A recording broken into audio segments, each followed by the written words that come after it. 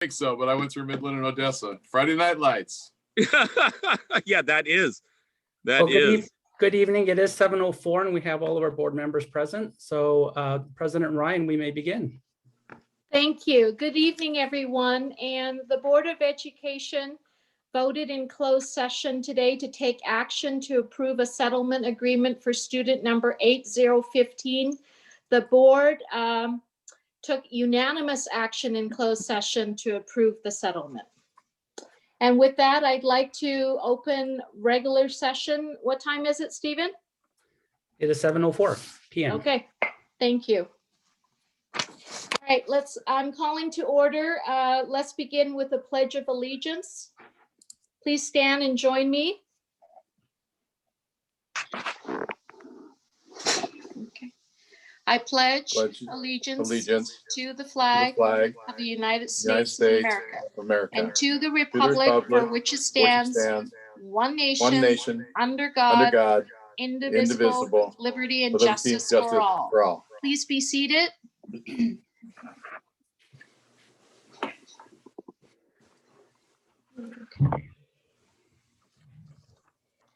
All right. Next, may I have approval of the agenda? This is an action item.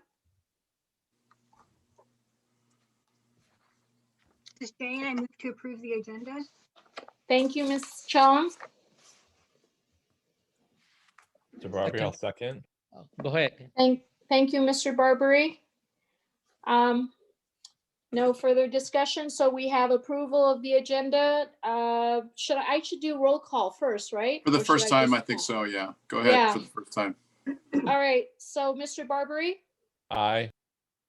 Mrs. Chong? Aye. Mrs. Chan Lin? Aye. Mr. Chang? Aye. Mrs. Ryan? Aye. And Vahini, our student board member? Aye. Thank you. So the agenda is approved. Now we have two approval of minutes. These are action items. Board of Education meeting minutes for January 26, 2021. Do I have a motion for that? I'd like to make a motion to approve for January 26th. January 26. Thank you, Mr. Chang. May I have a second motion? I second it. Who made the motion? Really? Oh, he made the motion. I seconded it. Okay, thank you, Mrs. Chanlin. And so with that, the approval of minutes for January 26 has passed. January 29th, we had a special Board of Education meeting. The minutes were there for your review. May I have a motion to approve? Jane, I move to approve the minutes from the January 29th meeting. Thank you, Mrs. Chong. Second? Corey, second. All right, with no further discussion, do I do a roll call for both or individually? Let's do it individually. All right, so we have two motions for Board of Education minutes, January 26. Mrs. Chong? Aye. Mrs. Chanlin? Aye. Mr. Chang? Aye. Mr. Barbary? Aye. Mrs. Ryan? Aye. And now for January 29th. Mr. Chang? Aye. Mrs. Chanlin? Aye. Mrs. Chong? Aye. Mr. Barbary? Aye. Mrs. Ryan? Aye. And our student board member? Aye. Thank you. Motion passes. Now, in item 7, public comments. This is a procedural item. The Board of Education has President Ryan, may I interrupt for a moment? I'm sorry to interrupt you. Mrs. Delatorre, would you unmute and provide that to Mrs. Ryan, please? Oh, yes, President Ryan, the remarks related to the sunshine proposals being available on our website. I sent you that via email. Is it possible for you to make that announcement? Could she direct you to read it, Linda? Yeah, Yes, please, yeah, Yes, I actually okay. I don't Thank have you. my email That's with okay. me. No worries. I'm happy to make it. In accordance with the Educational Employment Relations Act, the district has prepared its sunshine proposals for bargaining for the 2021-22 school year. And they have made it available on the district's website at www.smusd.us. They can be found on the homepage. And at the next meeting on the 23rd, the district will have agendized a public hearing for public comment on the proposals for both San Marino Teachers Association and the California School Employers Association. And at that time, the board will also, after taking public comment, be taking action to hopefully approve those sunshine proposals. Thank you, President Ryan. Thank you, Dr. Delatorre. All right. Thank you for that information. In item 7, public comments, this is a procedural item. The Board of Education has adopted Board Policy 9323B. This will ensure the public's right to be heard in any matters pertaining to the San Marino Unified School District. Persons who wish to provide public comment will have 2 options to submit public comments. You may submit through an online form or request to speak during the meeting through question and answer and phone dial-in. Please submit through an online form. The public may submit comments for the open or closed session on February 9th from 11 a.m. through 3:30 p.m. Comments received during this time will not be read during the meeting, but will be provided to the Board of Education. Please submit any comments you may through that website. Public comments through question and answer during the meeting. There are opportunities for the public to make comments to offer prior to closed session, at the start of the regular open session for items not on the agenda, and prior to the consent. Information and action items for matters on the agenda. The Board of Education reserves the right to add a public comment period prior to any individual item on the agenda. 5 minutes may be allotted to each speaker and a maximum of 20 minutes to each subject matter. However, in the event there are more than 4 speakers on the same subject matter, the board president retains the discretion to adjust and limit the time allocated to each speaker to ensure that all wishing to speak will be heard within the 20-minute allotment. During public comment, the meeting will pause for 1 minute to take requests to speak. The raise hand function is used to take requests during the public comment period. For online attendees, you may press the raise hand icon to add yourself to the queue.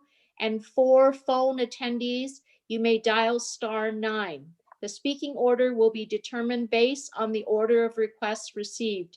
Individual speakers will be unmuted and then called upon to speak.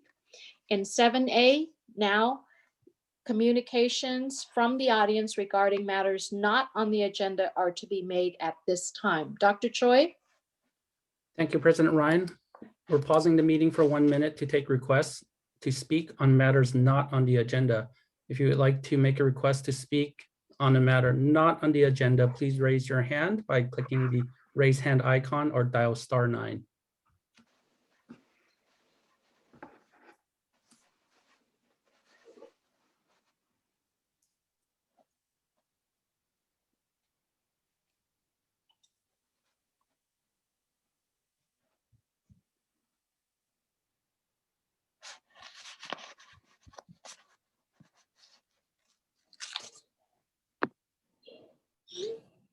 "20 seconds remaining. If you'd like to make a request to speak on matters not on the agenda, please press the raise hand icon, or if you're joining by phone, please dial *9.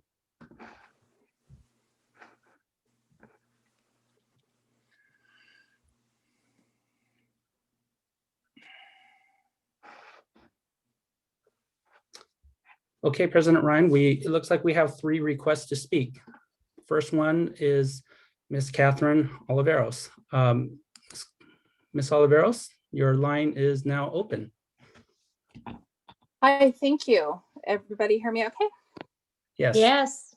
Hi, Catherine. Welcome. Hi, thank you. Glad to be here. I just wanted to actually take a moment to let the school board and all the listeners know that, well, in December, the San Marino Council of PTAs convened a PTA parcel tax study committee to review all the pros and cons of the proposed renewal of the existing Measure E parcel tax. So that committee met and made a couple of recommendations to all of the PTAs, which were that the committee found that Measure E provides critical and necessary funding to help maintain our students' educational success and achievement. And the committee unanimously recommended the endorsement of Measure E, and that each respective site and council adopt a resolution in support of the measure. And on February 2nd, the San Marino Council reviewed these recommendations and had a vote in which they unanimously approved a resolution in support of the renewal of Measure E. And each school site's PTA association meeting also held a vote in which they unanimously supported the renewal of Measure E. So I just wanted to reach out and let everyone know that you do have PTA support across the board and we urge every citizen of San Marino to get out there and vote yes in support of Measure E. And Thank that's you. all we have. All right, Thank you. Okay, next we have Ms. Leticia Aranda.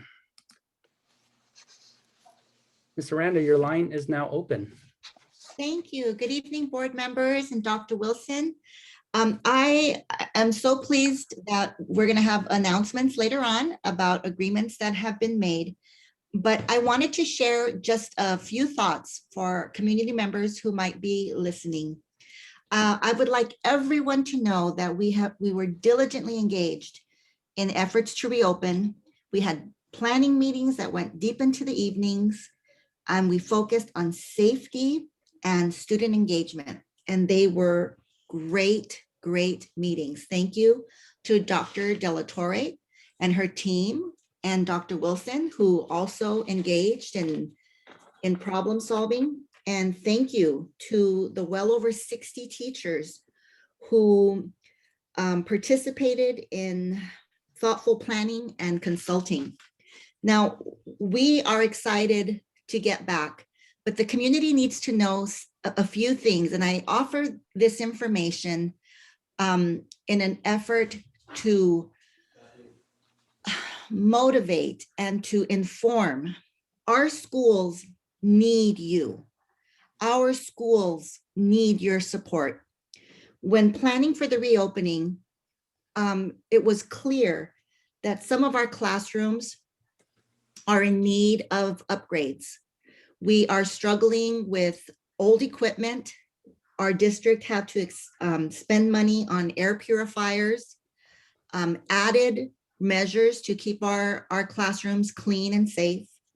We're going to have to keep doors open so that we can avoid an old forced ventilation system. We are going to try to open windows that don't open, and we are going to make things work. But you need to know that our schools need your support. We need to have the funds available for basic, essential classrooms. Nothing flashy, nothing new, just the basics. They're not there, and we need your help to get there. Another thing that we planned for and we strategized over was how to keep our facilities clean and safe during a pandemic and during a reopening. We are down to one custodian per elementary school. We know the struggles of the district, and we know how funds have been squeezed here and pulled there to have what we have now. We need your support, because when we had the layoffs last year, we lost a lot. We didn't get back our custodial staff. We need community support. You need to sustain your district for the sake of your children. The last thing that I wanted to mention was we take great pride in caring for our children and for the status of what it means to be a student, a graduate of San Marino High School, and experience the wonderful programs at each site. Those programs happen because of you. We love our children. We love our district. We serve our community. And we are happy to do all that we can to work with the district and experience success. We need you. So if you are there and you are listening, we need you and we need your help. Thank you.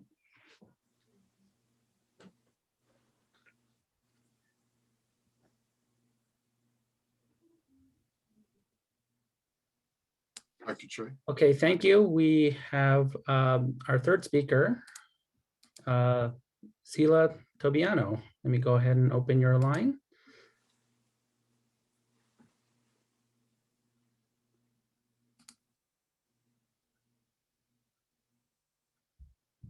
Hi, Zilla, your line is now open. Okay, thank you. Hi, sorry, I was on mute. Hi, good evening, everyone. For all the board members, our superintendent, Dr. Wilson, Dr. Delatorre, and I'm so happy to be here tonight. I'm here to read a message from one of our parents, Shannon Snare. Before I read this, I just want to reach out and say thank you, a deep, huge thank you to our board members, Dr. Wilson, Dr. Delatorre, Dr. Choi, for all your hard work, our 4 principals. You have our family's full support, not just as PTA, but also our full support, our families, friends, our community members for Measure E. And so just huge thank you. So I'd like to start by reading Shannon Snare's letter to our board members. Thank you, members of the school board, for allowing me the chance to speak. We were thrilled to hear of the February 22nd opening for TK to 2. It is giving my 5th grader, 7th grader, and most of all, my senior hope that their turns are coming. At this point, no matter how much cheerleading and encouragement we as parents give our children, they are having a very difficult time staying motivated each day with online school. It is definitely impacting their learning, their confidence in classroom participation, and their social and emotional health. The isolation and despair in our home is heavy, and it is breaking my heart. I can only imagine how overwhelming reopening classrooms will be for teachers and administrators. But please know how important and vital this is to our community and children. When will the next levels open, our kids? We desperately hope you are planning for all SMUSD to return to schools as soon as possible. Thank you. Great, thank you. Thank you. Dr. Choi, are there any more? Nope, that concludes our public comments for items not on the agenda. Right, that's 7A. And as we move to 7B, communications from the audience regarding matters on the consent agenda are now to be made at this time. Dr. Choi? Thank you. We'll go ahead and pause the meeting for 1 minute to take requests to speak on matters in consent. If you'd like to make a request, please press the raise hand icon or dial *9 if you're joining us by phone.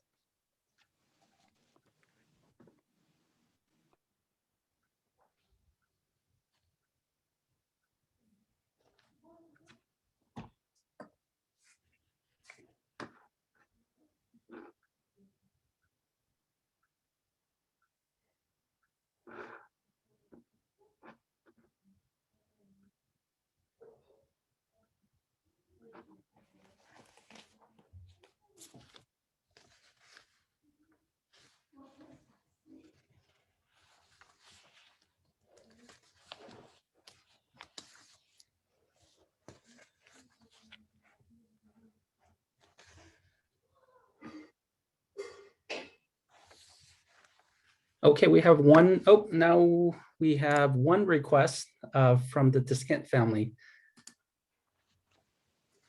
All right, Colin, go ahead. I think we should not go to school because I want to stay home and stay safe. I think that we can go back to school because I work for the district and the families and the students, and I will do anything, including put myself and my family out there to do what's right for San Marino.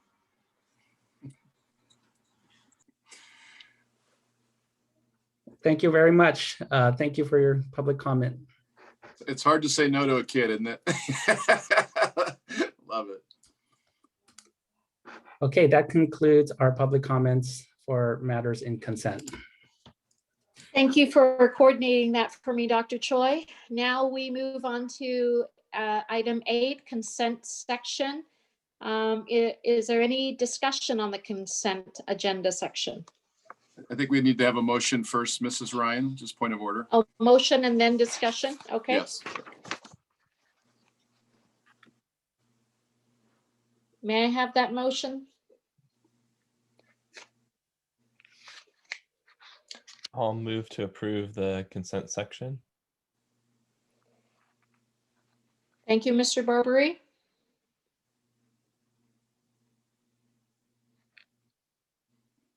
Is there a second? Well, I have a question. Do I ask that now? Sorry, I got confused. I believe you may do that now, but Okay. I normally you'd go second and then discussion, but that's okay. Oh, I'm sorry. No, you're fine. Okay, You're fine. well, then so I vote on it and then we have a discussion You're about it? not- No, a second, not a voting, vote. You're sorry. just, you're just Okay. moving it forward. So Okay, then we can I discuss. second it. Thank you. Thank you, Mrs. Chan Lin, for seconding. So the consent section 8A to 8F, and now we can open up to discussion, right? Yes. Okay. Go ahead, Mrs. Chan Lin. Okay. Regarding the restorative best practices with Karen Younger, could you give us more information on what she will do with teachers and how she will work with the Professional Development Day? Thank you. That's a great question. And I think the board's going to be very excited by the answer. So I'm going to put Dr. Richter on the call here. So Dr. Richter, would you mind jumping in and explaining that a little bit? Absolutely. Thank you, Dr. Wilson. And Ms. Chanlin, that's an excellent question. And I'm really happy that I get an opportunity to explain it. Karen Yonkers is a well-known and well-respected expert in the area of restorative practices. She's worked very closely with many neighboring districts, and she's done extensive work around the area of restorative practices.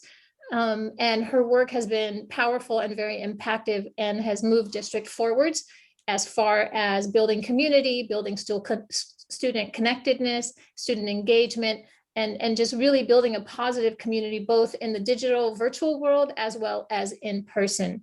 And so this PD opportunity through Karen Yonkers is really to support our teachers as they continue to identify and implement evidence-based instructional best practices to further cultivate a sense of community, to further cultivate relationships within the virtual community, as well as when our students come back on campus. So this work will continue not only through the virtual world, but also as our students start matriculating back on campus. So it's really to support our teachers in continuing the great work that they're already doing. The challenges of the virtual world are much more than in person.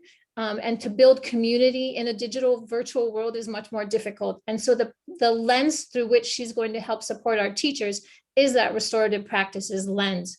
And the intention of this professional development offering is really to reinforce the introductory professional development that was offered through LACO in the work that our schools are doing with PBIS. So it's the natural complement to the great work that our schools are doing with PBIS, specifically our elementary. Our elementary is now finishing their first year in Tier 1 with PBIS. So it's a win-win situation, and it will further the work of PBIS as well as restorative practices to help build that community, to help build student connectedness, keep our students engaged so that they can continue to progress academically and social emotionally. And just for those who are listening, PBIS is, Dr. Richter, positive? I'm sorry. Positive behavioral intervention supports. Yes. So My this apologies. all, yeah, you're good. It all grew out of the restorative justice movement. And, you know, for the last decade plus, California legislators and school officials have been working towards getting away from a punitive, just a truly punitive system of behavioral intervention to restorative.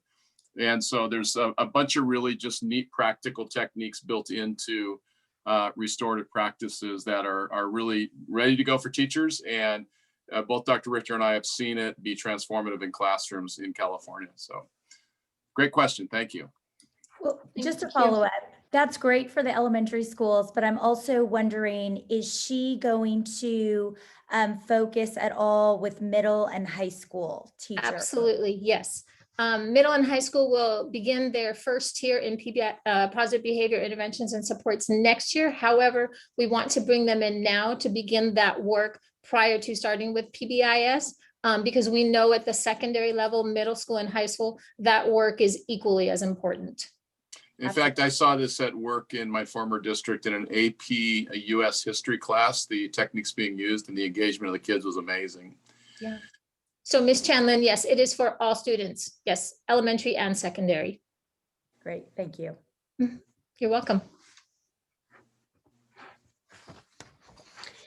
And I also wanted to just add that restorative practices as well as PBIS, positive behavior intervention and support, and our multi-tier systems of support also address that sense of community as we look at engagement with families, restorative practices, and also staff to staff and student. When we're looking at the different levels of engagement, that's also an important component. Thank you, Dr. Richter. But Dr. Choi, if you could, can you make that announcement? Because I sent you the text of several parents who are trying to get into the meeting. And this is a really nice problem to have because we're over 100 in attendance. But if you could just make that announcement, because there's a couple of people kind of waiting or not knowing what to do. Yes, President Ryan. So a couple of updates. We posted an overflow link on the SMUSD.us/media webpage. And also anyone who's trying to join the webinar, they will see a webinar is at capacity message. There's also a watch live stream button on there. So they just simply have to click the button and they'll be redirected to the YouTube live stream. Okay. And you've posted it on our chat and you've done things so that if they can't, okay. Correct. Thank and you so anyone much. who's joining now will be able to be redirected to the live stream. Okay, thank you for that. That's wonderful. So we have, is there further discussion on this? All right, so we already have motion. So may I call roll call, Mr. Chang, please? On the consent section? You're muted, Mr. Chang. Aye. Mrs. Chanlin? Sorry, I actually had one more comment. Okay, go ahead. Okay, my one more comment was regarding, because I know that this consent area is where all of the reports are regarding the finances. And I know it came up earlier in Letty's comments regarding, I just would really like if we could get an itemized look at how all of the PPE money was spent. I know that we talked about it a few board meetings ago when we looked at a report, and if we could just get a specific itemization of how all the PPE money has been spent, because it does, I have heard from parents and teachers concerned about air filters in all of the classes. And I think that I'm sorry, Mrs. Chanlin, was this in the consent section though? I just mentioned it because I know that it was in consent a few reports ago, and I'm just saying that I think it would be good for us to have a report regarding PPE specifically. I don't know where I'd ask that question. Okay, okay. No, Dr. Wilson will address that, but right now I just want to know if you have any other items or questions for 8A to 8F. That's all I'm asking. Nope, thank you. Okay, thank you. All right, so Mr. Chang, I already called on you, correct? All right, Yes. Mrs. Chan Lin. Aye. Mrs. Chong, Aye. Mr. Barbary.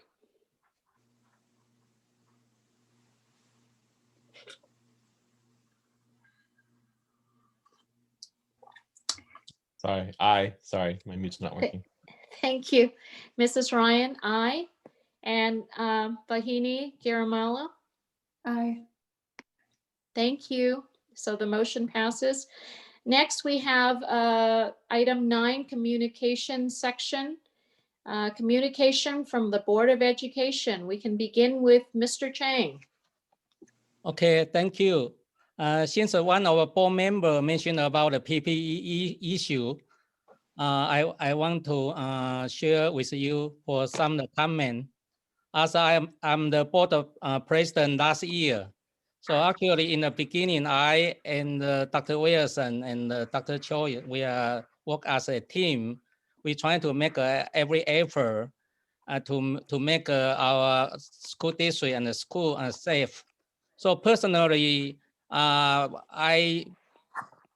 family donated first PPE to the school district. And then I also encourage another 2 company, one company and also one non-for-profit organization. They give us a lot of PPE. So if we are checking for the PPE, how much cost? Yeah, they probably have some the cost, but some actually is free. So this is the first comment.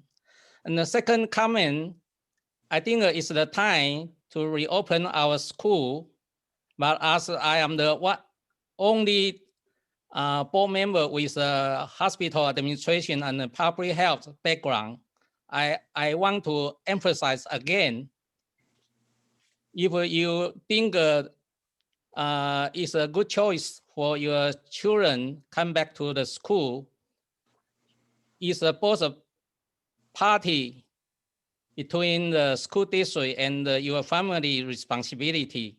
I think both parties need to really take care of the high standard for the safety on the COVID-19 prevention. So definitely so far, I think with Dr. Wilson leadership, with the chair of COVID-19 compliance team, Dr. Choice, they are working very hard every day, but this is not enough. I think the each family, you need to realize the daytime you may walk outside of the San Bernardino community. You are the one may bring the COVID-19 virus back to the community. This evidence I want to share with you. That's the reason for last 12 months why you know the smaller San Bernardino community, you know, infection case from 0 until right now is more than 100. So I think everyone need to be pay attention. Definitely, I think all the school district administrator and the principal, they implement for the guidance to the teacher and the staff to obey. But it's very important, everyone responsibility, you know, take care of your family, take care of your kid, and then come to the school.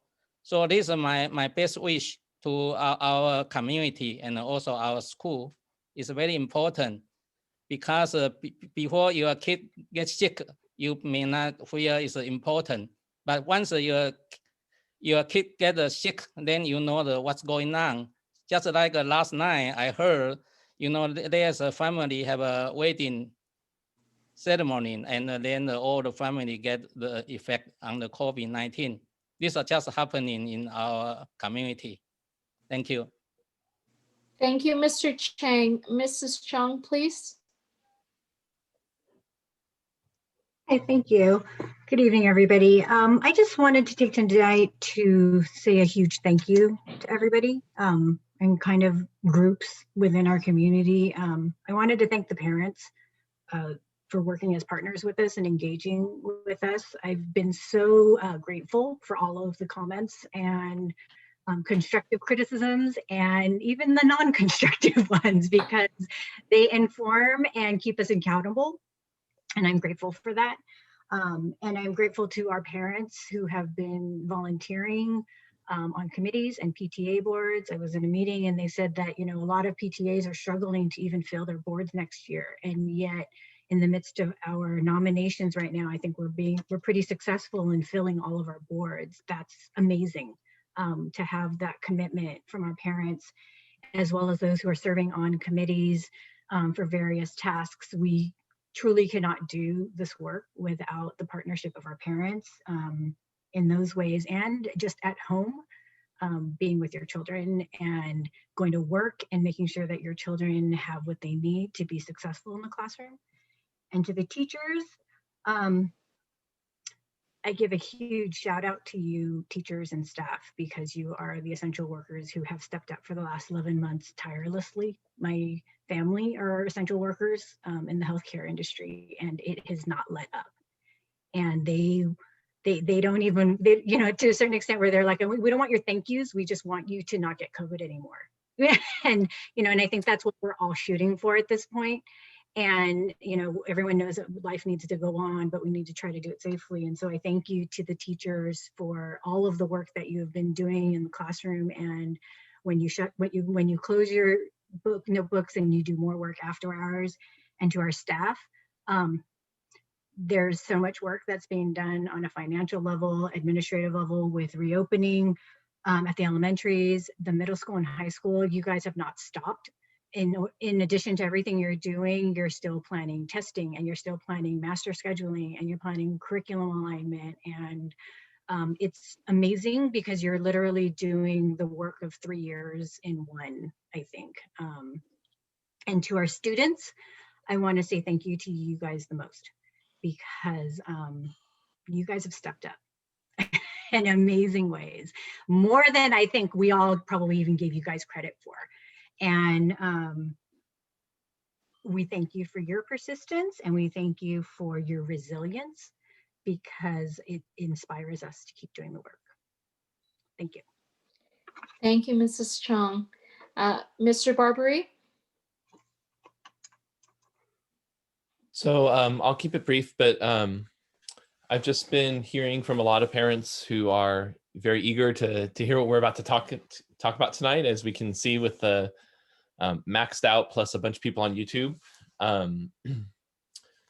You know, but it's not just the K-2 that people are focused on. Obviously, we feel like that's making progress, and I think the community feels like that's the step in the right direction. But you know, I feel for the people I'm hearing from who have, you know, 7th and especially 8th graders and juniors and seniors in high school who are, you know, every day missing out on more of the traditions. And so while I don't think anybody expects everything to be exactly like it was, you know, 2 years, 3 years ago, 4 years ago, I think the community is very eager to hear not just what's going to go on with K-2, but for the other groups of students, as well as, you know, what's going to go on with competitive sports. I think that I've been hearing there's been more and more information coming out on that, and I'm hopeful, and I think that we're going to have some additional update on that later. And I think that there's a lot of people that are listening in that are going to want to stay around to make sure they get to a lot of those presentations, because I think it's going to be good stuff and showing progress. You know, we are limited by what we can do based on the state and the county and what they're recommending, but I encourage you all to stay hopeful and that we're hopefully headed the right direction here. Thank you. Thank you. Mrs. Chenlin, please. I want to say thank you to all the community members who have reached out to me and who've shared their excitement about hearing that TK-2 is going back in the next few weeks, and how hopeful that makes all of the older kids as well as my own. And it was great to also hear in Dr. Wilson's remarks that San Marino Little League will be opening. I know that is a huge, rich tradition in town, and it's so important to so many of our families. So that is really exciting. I know sports practices are going back. I live near the high school, and just to see kids so excited as they're riding bikes and skateboarding to get back to the high school it's just, everyone's very excited. So I hope that we'll be able to share a lot more tonight and going forward.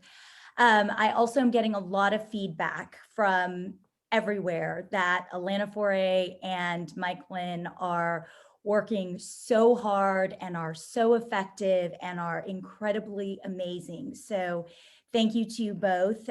You are shining brightly, and I have heard a lot. I also want to say thank you to the parents and teachers who reached out to me and suggested an idea about finding teachers and parents in other districts who've gone back. And whether it's in a format of a town hall or whatever that is, I'd love to talk to my fellow board members and staff about putting together I'm not sure if it's called the best practices, but a way to hear from other districts that have gone back, what's working, what could be improved, what we can expect. So thank you to those people who reached out to me about that idea. And I personally look forward to part 2 of our board retreat. We had our first part last week, and I think it was a great opportunity for us as the board to get to know each other better, to find out our why for being on this board. And in part 2 coming up shortly, very shortly, I hope, we will really hone in on the goals for our district moving forward. And I know that there are a lot of people really eager about that, and looking at our policies more clearly as well. So thank you to our community. All right. I want to echo what all of my fellow board members have already said.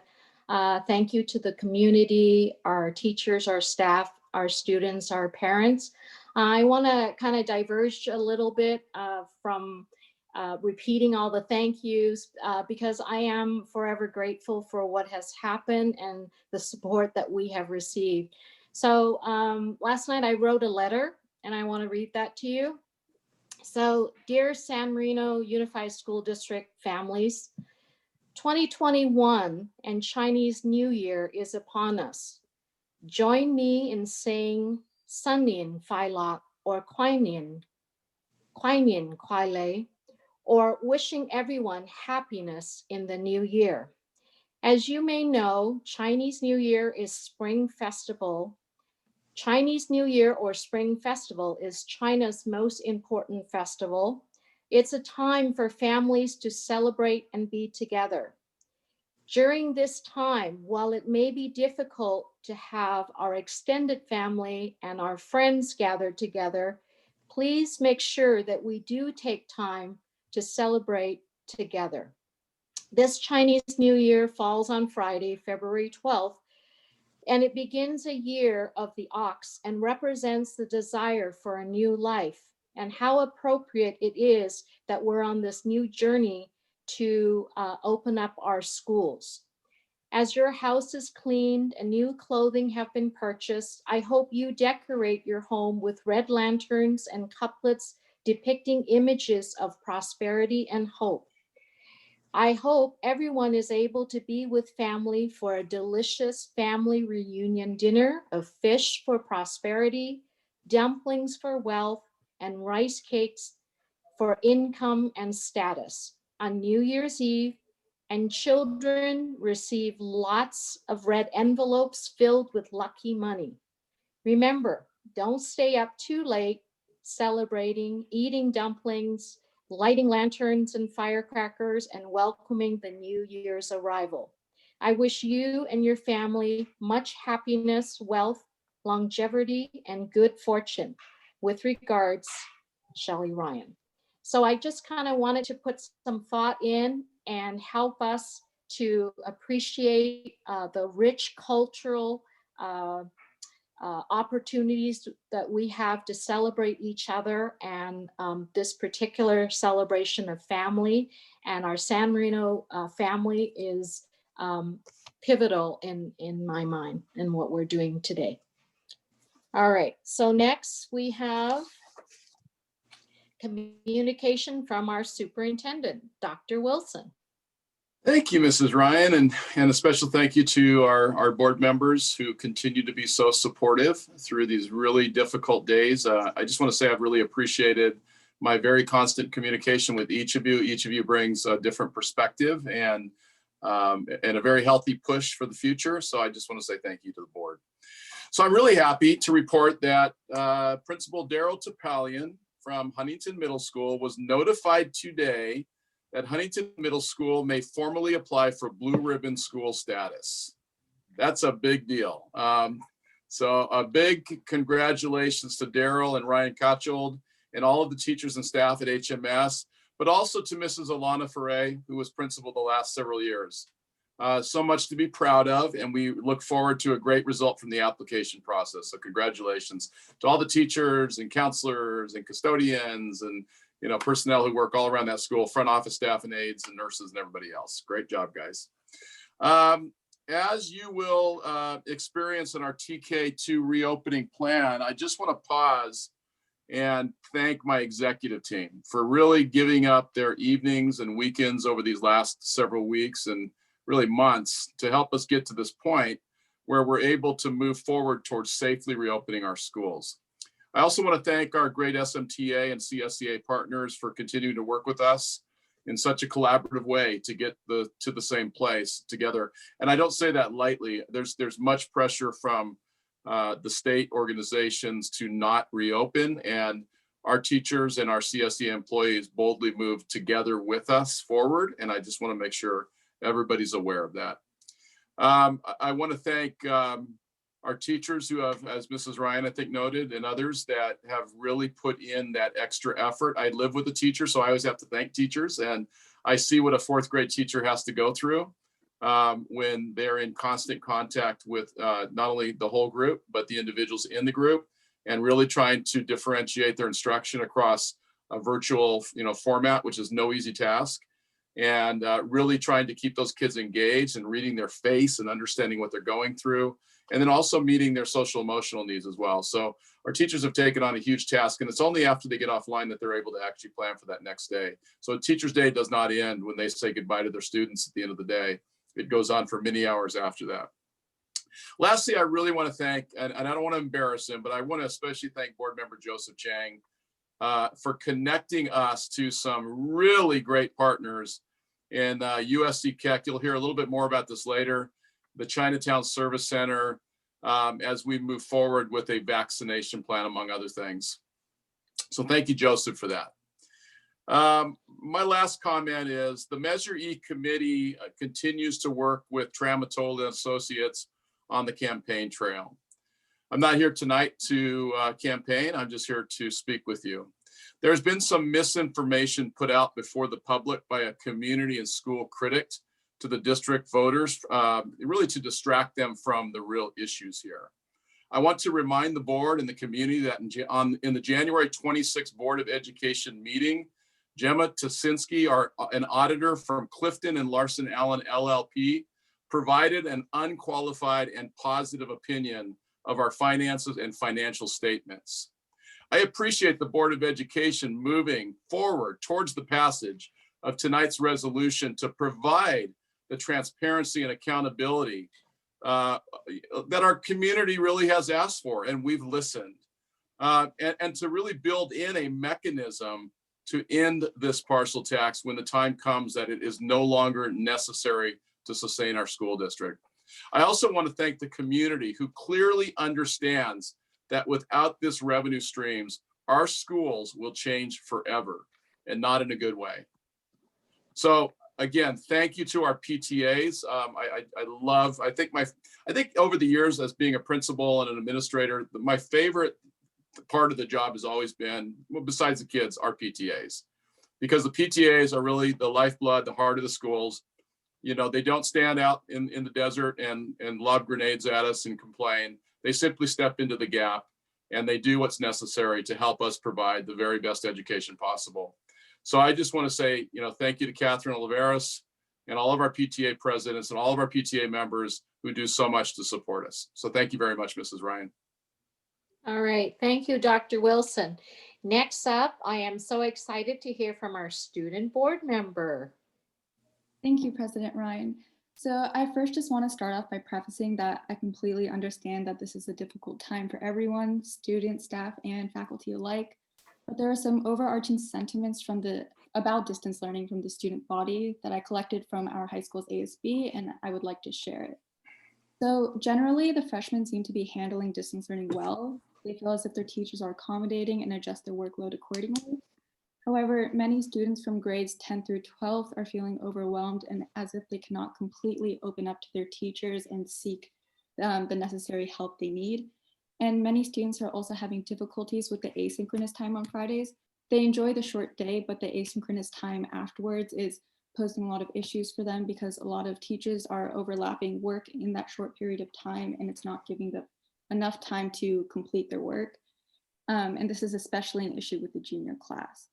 And seniors are also feeling especially unmotivated, but ASB and the Senior Advisory Board are trying to curb that as best as we can by organizing more content and events geared toward the senior class. And again, I'm not trying to discredit the work of our teachers in any way, but I just wanted to emphasize the level of disconnect between teachers and students during distance learning. Lastly, I just want to back board member Lynn's idea about other districts who have gone back and collaborating with them, because on a student level, our ASB has collaborated with Temple City High School's ASB to discuss ideas about engaging the student body. And I personally thought it was really helpful, and I think it could help us move forward on a district level. Thank you. Wow, thank you so much for taking the initiative and reporting on, oh, am I muted? No. Thank you so much for taking the initiative and reporting on that. Thank you, thank you.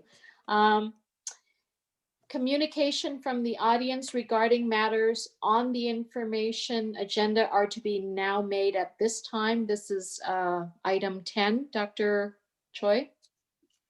Thank you. We'll pause the meeting for 1 minute to take requests to speak on matters on the information section of the agenda. If you'd like to make a request, let me go ahead and allow that raise hand icon to appear. If you'd like to make a request to speak, please press the raise hand icon.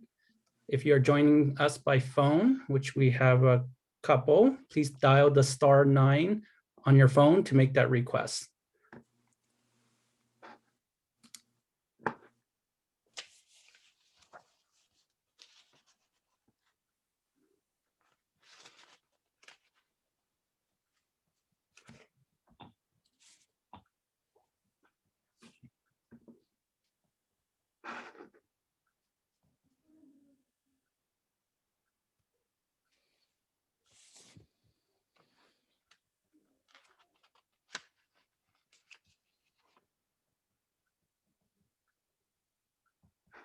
Okay, we currently have 2 requests.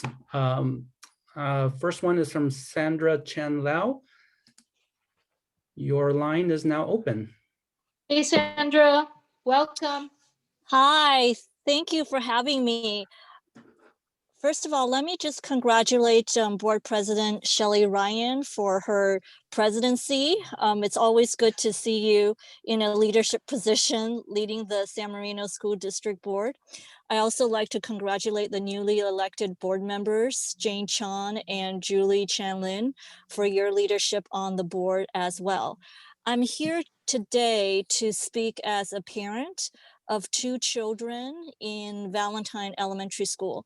My 6-year-old and 11-year-old are both, one's in kindergarten and one is in 5th grade, and they have different experiences with distance learning. My 11-year-old is happy as a clam, studying from home and being online, but my 6-year-old is struggling. And it wasn't until I received a note from his teacher that I realized how distance learning has taken a toll on him. And I am so glad to hear and to see that the district, with the leadership of Dr. Wilson and his team, are working on the reopening plan.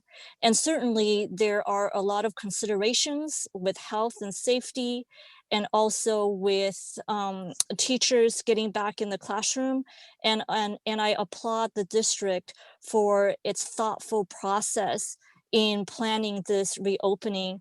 And I just wanted to let the community know that as a parent, I can't wait to have my son return to school. And I certainly hear Dr. Chang's reminder. It's always good to have a doctor on the board of the responsibility of all of us to ensure that we create a safe community environment for our kids to return to the school.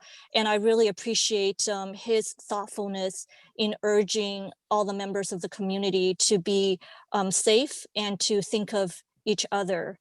So with that, those are my comments, and I certainly support dual enrollment for PCC, putting my PCC trustee hat on as well. So thank you very much for the work you're doing, and you have my support with your reopening plan. Thank you. Thank you, Sandra. Next, we have Mike Kalaki. Hey, Mike, welcome. Hello, can you hear me? Yes, Yes. we hear you. Okay, great. Thank you so Welcome. much.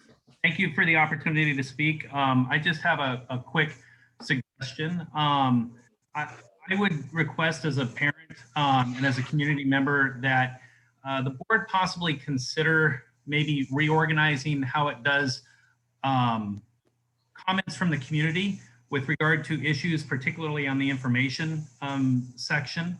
Right now, we have a situation where people are asked from the community to make comments on things that we haven't had the actual presentation. So for example, we're about to hear from the TK to 2 reopening plans from the administration, but the community is being asked to comment upon something at a time when they haven't heard what those plans are.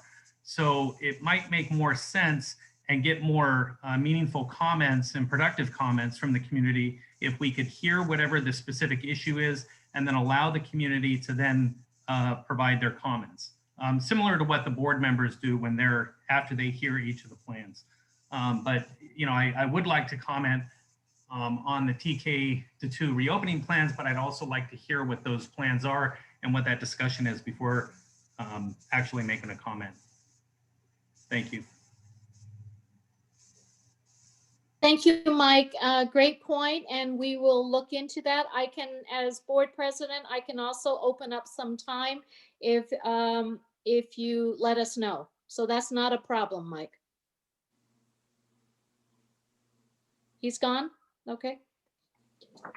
Do we have any other callers, Dr. Choi? Nope, that's it. All right. So with that, item 11, information item. This is COVID-19 compliance team update. So we have Dr. Jeff Wilson and Dr. Stephen Choi to present. Thank you, Board President Ryan. Go ahead. I'm sorry, Dr. Choi, you go.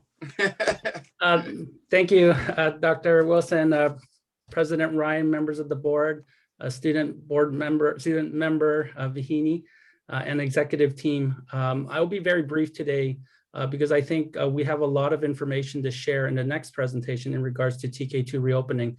But I do want to highlight some key metrics in terms of what we're experiencing in LA County. There is some positive news. We are seeing the adjusted case rate trend in the right direction. Just as of today, the adjusted case rate for LA County is at 31.7. So that's a very important indicator for, especially in regards to schools reopening, as the state has provided guidelines where elementary schools may reopen when the case rate approaches 25 or below.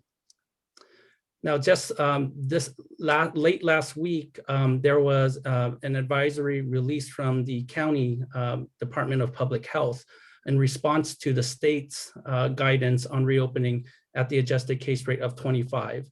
And when we created this presentation late last Thursday, I think this information has gone around already, so there's really no need to reiterate this. And Dr. Choi, just real quick on that, did the state ever release that process that they spoke about? No, I was just on the call this afternoon with LA County, and they shared that the state has not released the safety review process. And the county is estimating that the adjusted case rate at this point may, in the matter of the next 2 weeks, drop below 25. So that process of having that safety review may not even be necessary. Yeah, I want to clarify. I think it's important. I don't mean to dwell on this, but we were prevented from opening during the surge. And what happened was that the county and the state sort of were trading information back and forth. But one of the things we've been focused on is that 25 per 100,000. And we were told that in 1 week we could open, the next week you couldn't open. And really what it came down to is that once we hit that 25 per 100,000 for 5 consecutive days, we can open. But then the county came back and said, but if we don't get to 25, you can reopen if you go through the state review process, which, oh, by the way, has not been revealed, right? So we've been sitting since last Thursday waiting for a state process to be revealed that as of today still has not been revealed. So having said that, we're proceeding forward, and as Stephen said, we're going to talk a lot about that with the TK2 waiver. But we've been watching the trends on this, and we believe we have a solid fix on when that will happen. Great, thank you, Dr. Wilson. Just wanted to give a few updates in regards to how this affects our district. We have resumed specialized services as well as youth sports at our high school. And of course, the big news is the reopening of TK2, which we will present on the next item. But I do want to give a few updates in regards to testing and vaccinations. The state has provided resources to schools to utilize the state-sponsored Valencia branch labs. And I might have shared this in a previous presentation, but there's really 2 key challenges with that option, which is the lab actually bills the school district for student tests, which really poses a financial challenge for schools. And of course, the second challenge with that option is the drop-off or collection of samples. The state is asking school districts to either drop off the samples at a state courier network location. The closest location for us would be about 16 miles away. And just this week, since Monday, we've found another solution and another option in regards to testing that will provide us direct billing for student tests to health insurance companies, as well as pickup at our sites. So the lab will coordinate with a major shipping courier, such as FedEx or UPS, and even pick up these samples. So we're in very close discussions with another lab to provide that testing that meets our needs better. And then finally, in regards to vaccinations, I think the big announcement is that we are engaged in a partnership with USC Keck. We are also exploring a number of additional partnerships to increase access to vaccines for our staff. So I believe there will be additional announcements that will be coming, but at this point, we're just trying to find out all of the available options to us to increase access of vaccinations to our staff. So with that, I do want to wrap up this presentation. Again, I just want to remind folks that we do have a COVID-19 compliance team website, as well as a reopening website, which we are frequently updating, and we encourage all of you to visit those resources. And that concludes my update from the COVID-19 compliance team.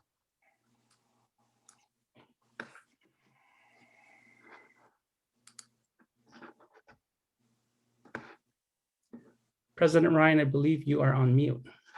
Thank you. I was asking if Dr. Wilson was going to speak any more on 11A COVID-19, or we're moving to 11B. I think Dr. Choi nailed it. So we'll move on to the next item. Okay. All right. Thank you. So 11B, that item is TK2 reopening plan. We're underway. Yes, who's doing that tooting? Okay. Dr. Jeff Wilson and Dr. Linda Delatorre.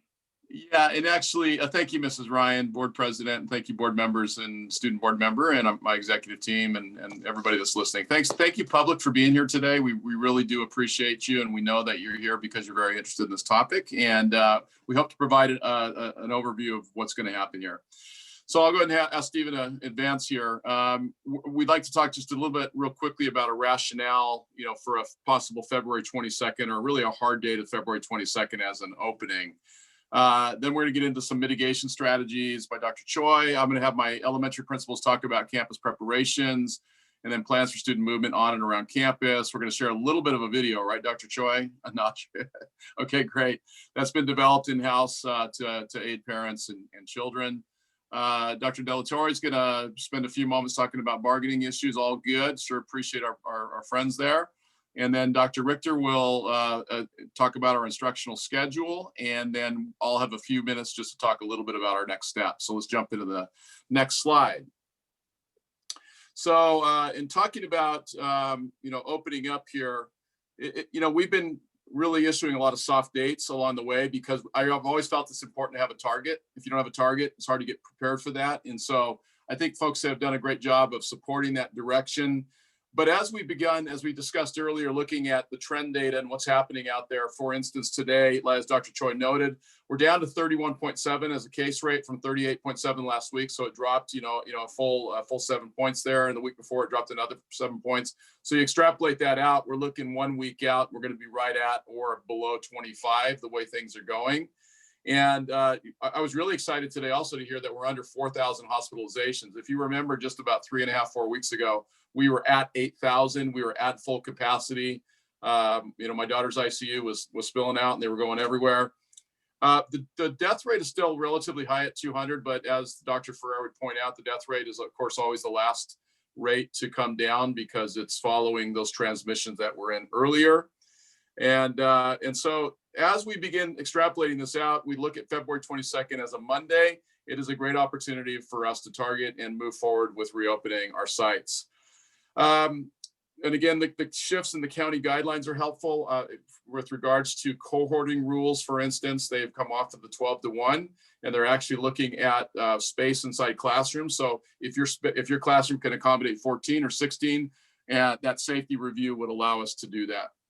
We've already spoken about the safety review process versus the current waiver protocols. And honestly, we want to be prepared in either case. So if the state does identify that safety review process, I've asked Dr. Choi and the compliance team to jump all over that so that we're ready in either case. And so we will continue moving forward to February 22nd. And then Stephen mentioned quickly that we have entered a vaccination partnership with USC. I just want to pause and say, again, thank you to Mr. Chang for bringing that all together.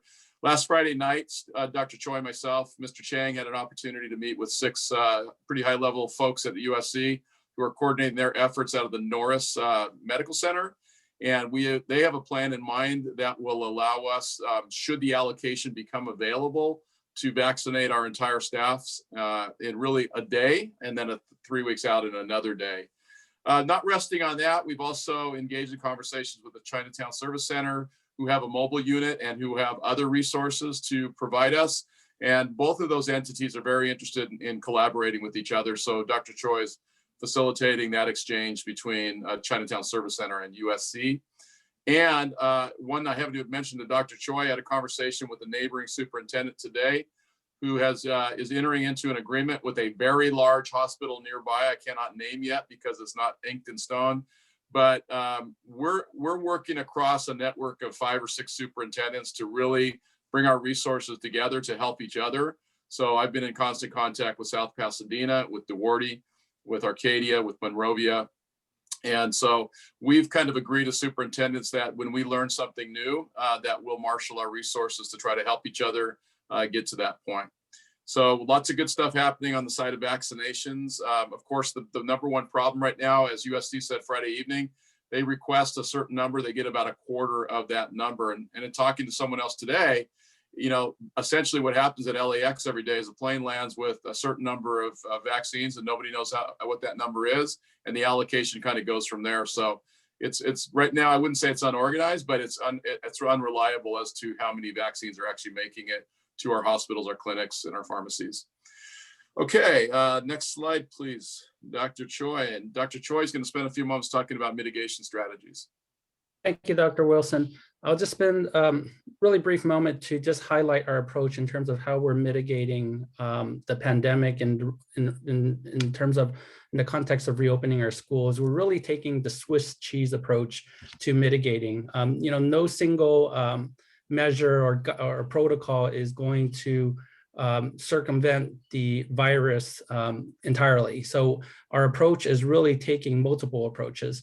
So we've along with the COVID-19 compliance team, with our admin teams, and of course from feedback, we're going to address mitigation through proper entry to campus. We will be conducting screenings before students enter campus. They will also perform a temperature check when they arrive. And of course, masks will be required. Staff and students will be required to have their masks on at all times while they're on campus.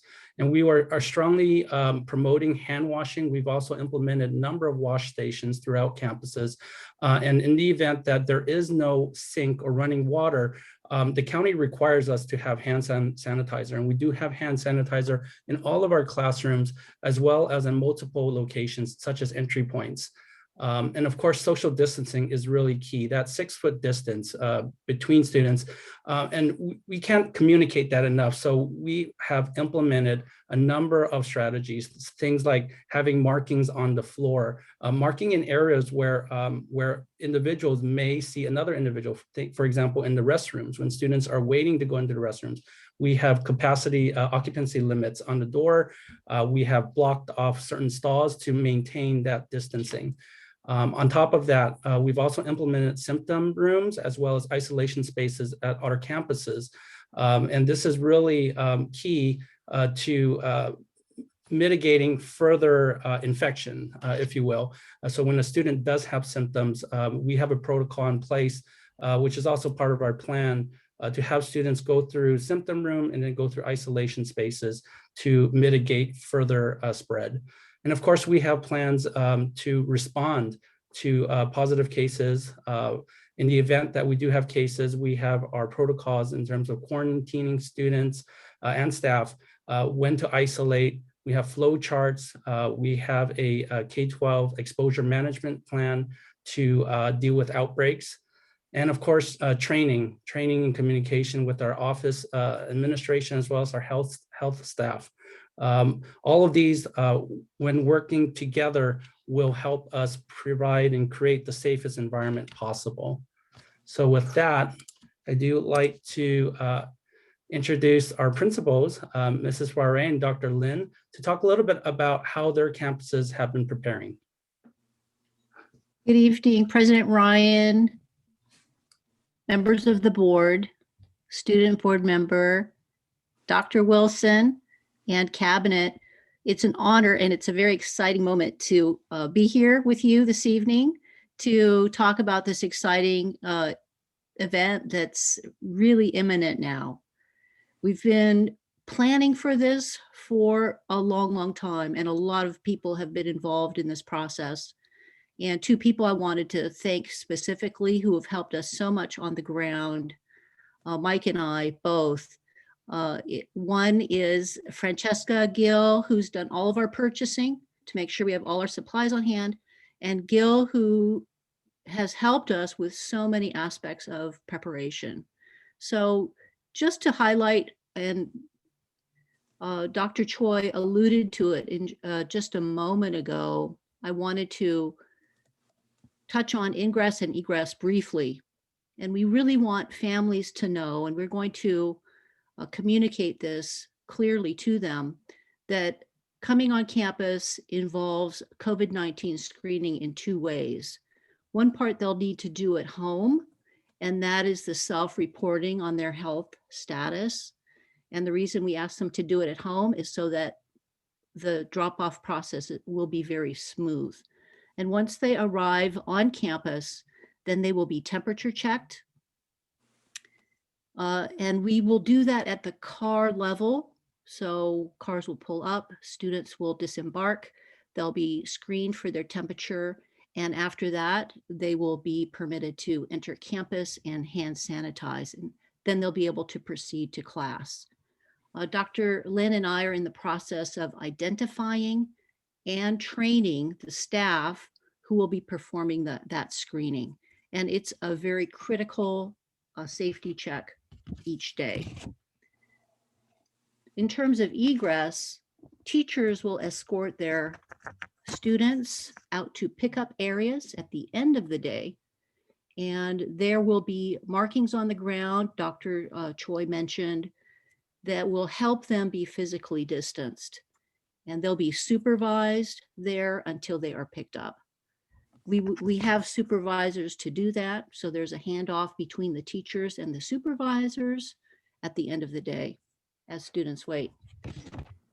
Moving around campus, it's physically distancing is the most critical piece of that.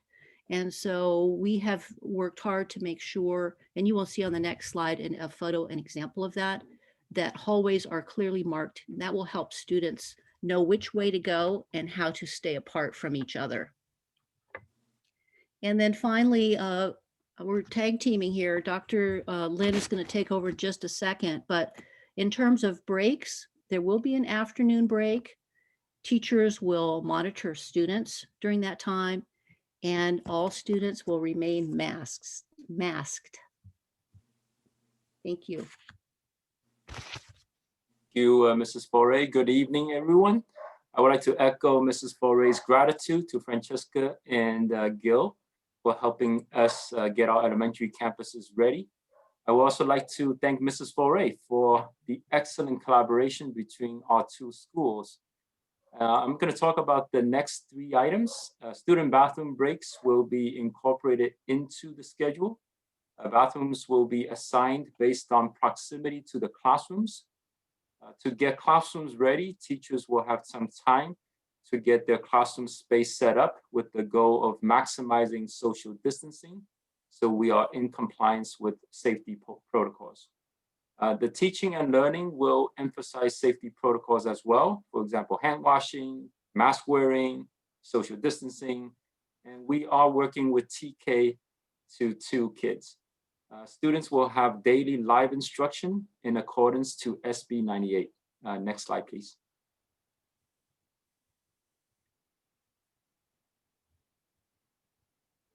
Okay, Dr. Choi. I already alluded to the directional lines and the hallways and the dots. I'd just like to take this opportunity. We worked as the COVID compliance team on this weekly, and we've been able to really synthesize all of this information into a very powerful video for our parents and our students. And I'm not going to play the full video, but I would like to share maybe just a 2-minute clip, a segment of the video that I believe will be very powerful. We will be sharing this video out later this week. But let me go ahead and make sure that I am sharing the sound and optimizing this as a video clip. And I'd just like to play just a 2-minute segment of that to share. Face masks must be worn on campus at all times. A face mask must cover the nose and mouth completely. Make sure your child has a mask before leaving home. Next, I'm going to explain the drop-off zone procedures. If your student is in 1st or 2nd grade, the Virginia lot or Huntington lot will be your drop-off zone. If your student is in TK or kindergarten, your drop-off zone will be the kindergarten circle off Huntington Drive. If you have a TK or kindergarten student with a 1st or 2nd grade sibling, all your children can be dropped off at the kindergarten circle. Students who walk to school with their parents will go to the assigned grade level entry zone. When your child has cleared COVID screening, then it is okay to proceed onto campus. There will be a hand sanitizing pump at the gate entrance. Students will sanitize their hands and walk to class.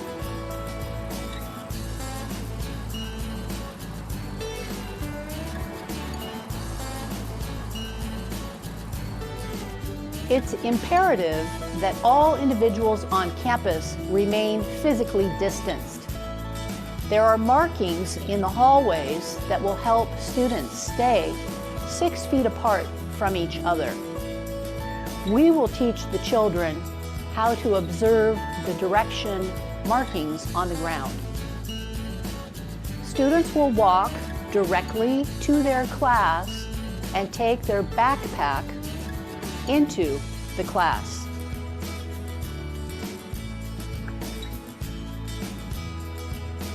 Teachers will be waiting to welcome their. Okay, so just a brief segment of the video. We've been very thoughtful in our approach in developing this video. We did create the video in-house, and we worked closely with our principals to ensure that there's consistency between the two sites and there's really no detail overlooked. So the videos will be shared with our parents, and we will be asking for parents to ultimately make a decision in terms of their commitment survey. So we want to ask parents to preview this video before making that decision, to make an informed decision. So with that, I would now like to hand the presentation over to Dr. Delatorre to share information about SMUSD and SMTA agreements.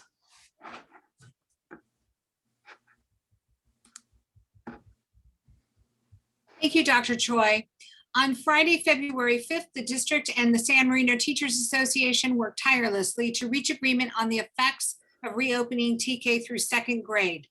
Consequently, we signed a memorandum of understanding that contained the following components: an on-campus schedule that Dr. Richter will cover in more detail on the next slide, an agreement to comply with the state guidance on surveillance testing for staff and students, an agreement to follow the CDPH and the LADPH guidelines on COVID-19 safety, an agreement to outfit classrooms with the proper equipment and supplies, 3 days of intensive teacher training and preparation on all aspects of student and teacher on campus safety, and the rules related to personal illness and medical susceptibility issues.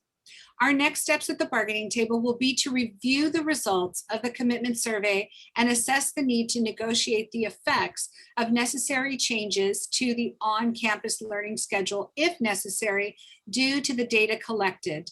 I would like to take this opportunity and this time to thank Ms. Letty Aranda, Ms. Jessica Bulgen, and Ms. Kristen Van Steenwyk for their leadership and hard work throughout this process. And now I will turn it over to my colleague, Dr. Richter. Thank you, Dr. Delatorre.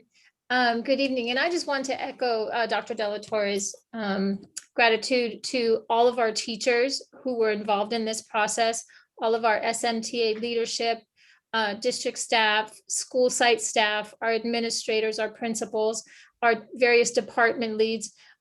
This schedule is a culmination of everyone's input, and I really want to thank everyone because it did take a lot of time and many late hours, and it was just a positive collaboration, and we're very grateful and excited that we're able to look at opening our schools now for our TK to 2nd grade students.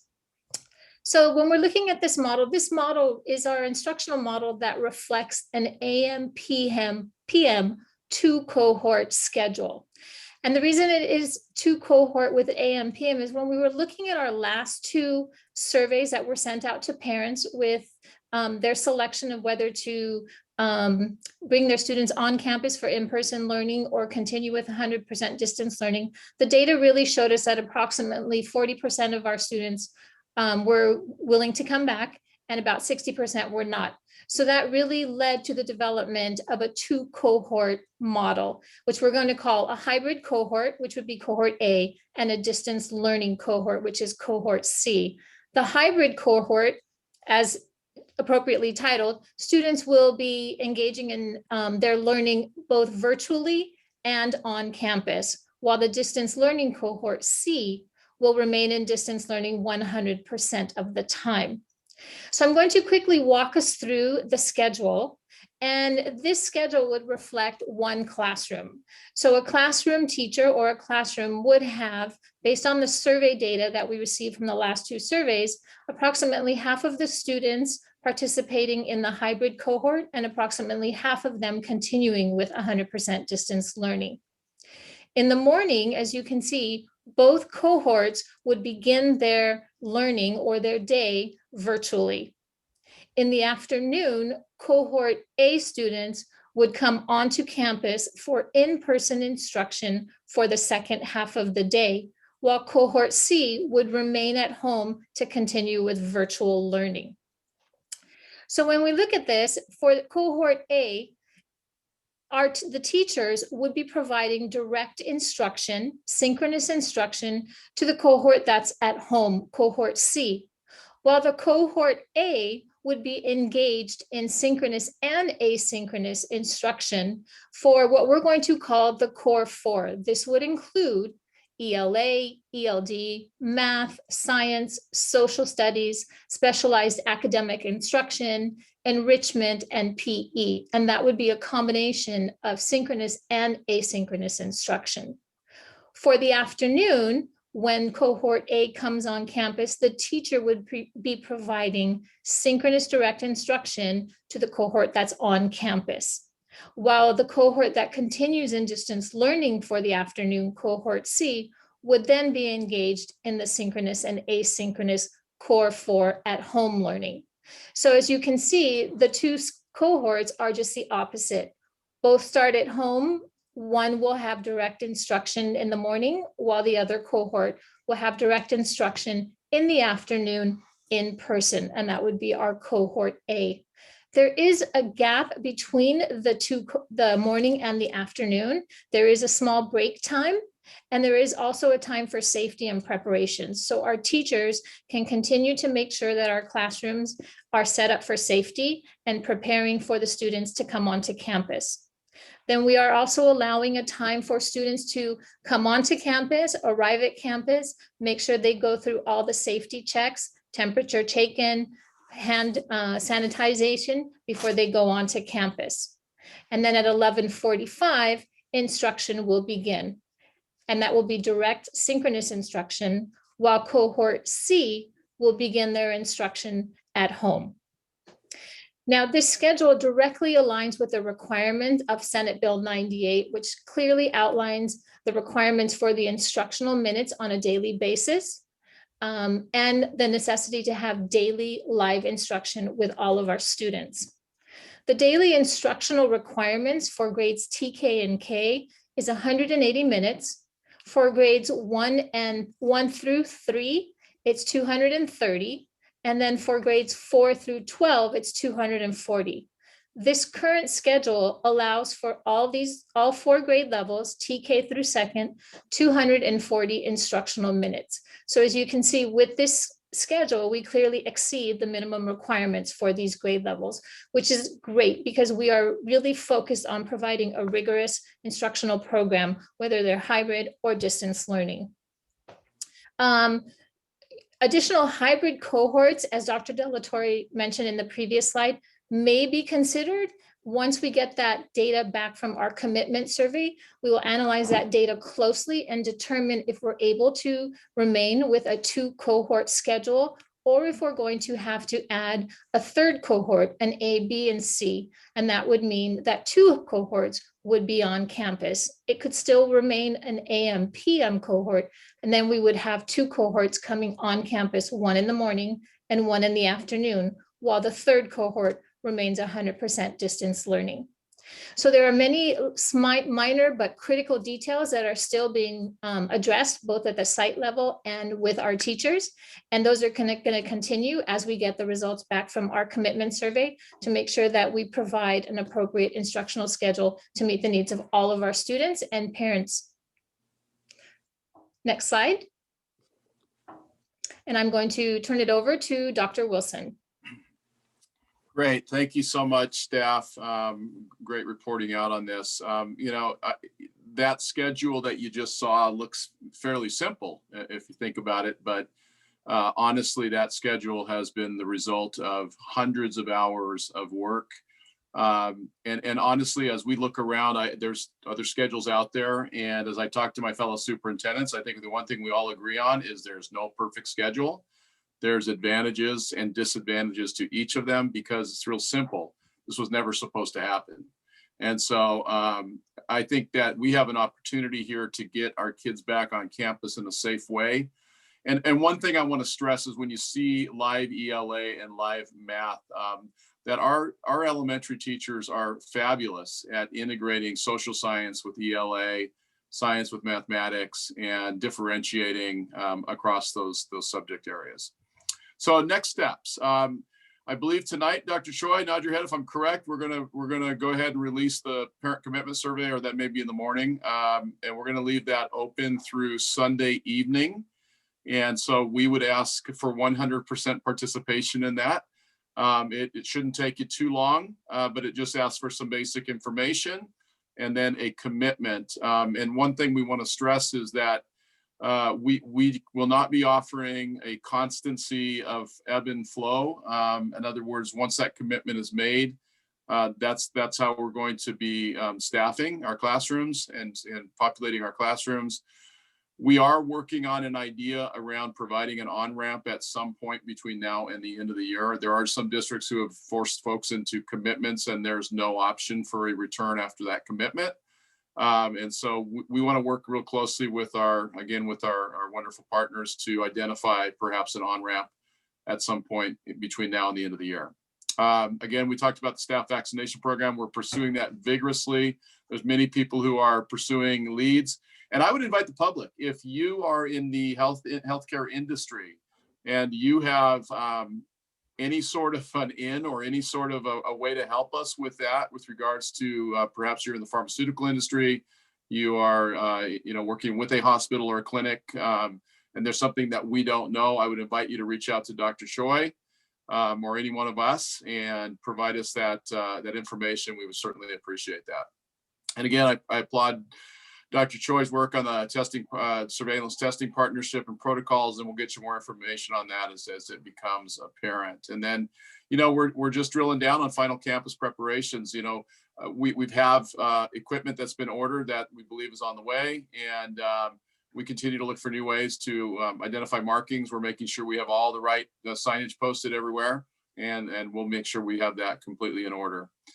And then we're going to communicate. And we had an excellent suggestion from a community member to continue to put together a kind of a living fact page, an FAQ page. So we're going to be posting more information, maybe not daily, but as close to that as possible as we move forward. And I'm going to increase the frequency of my communications to the public as we get closer here to opening and beyond that.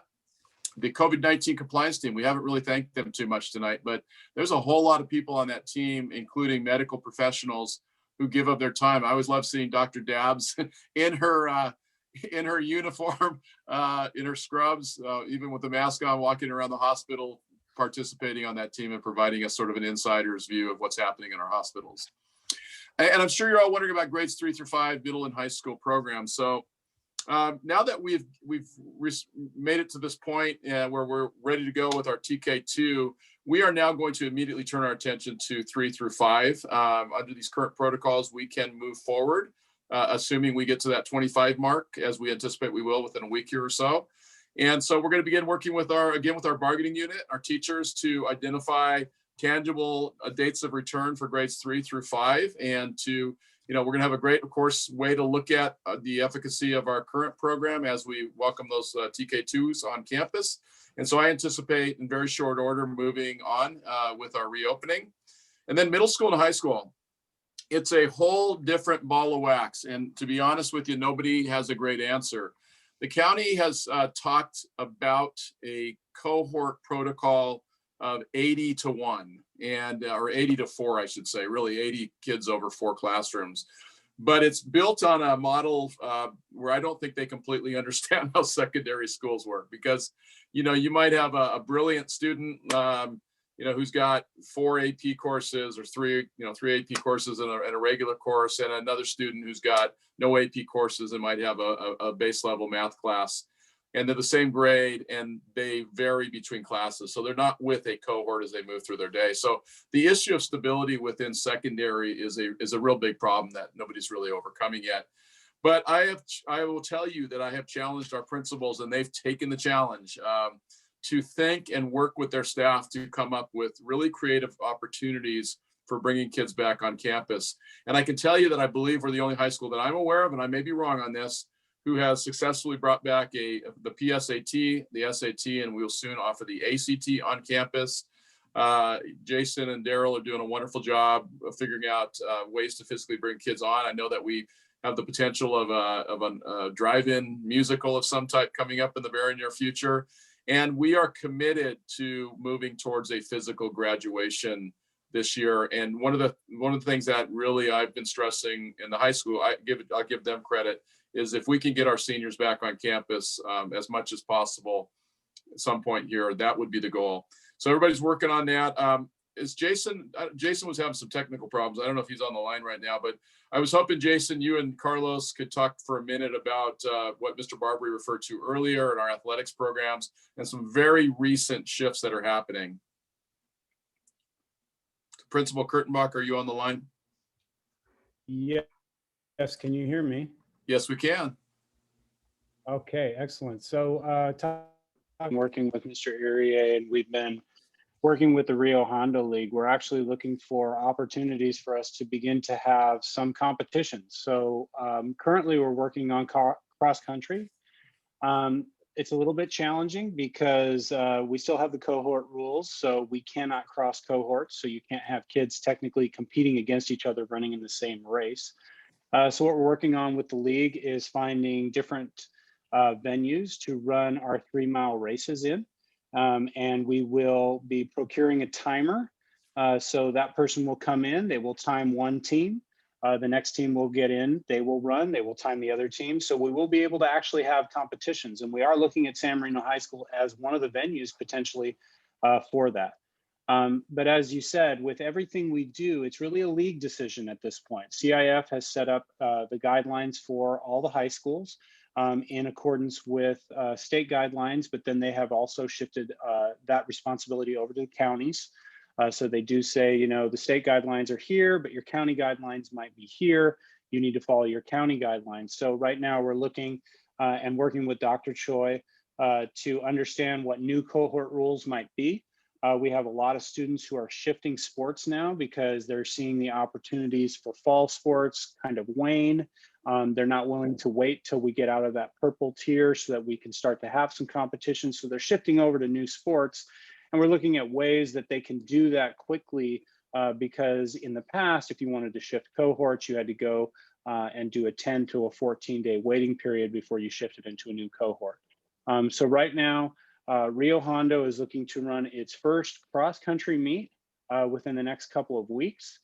San Marino High School may be one of the venues. We have a great route that we have designed that runs through our entire campus so that we can get that done.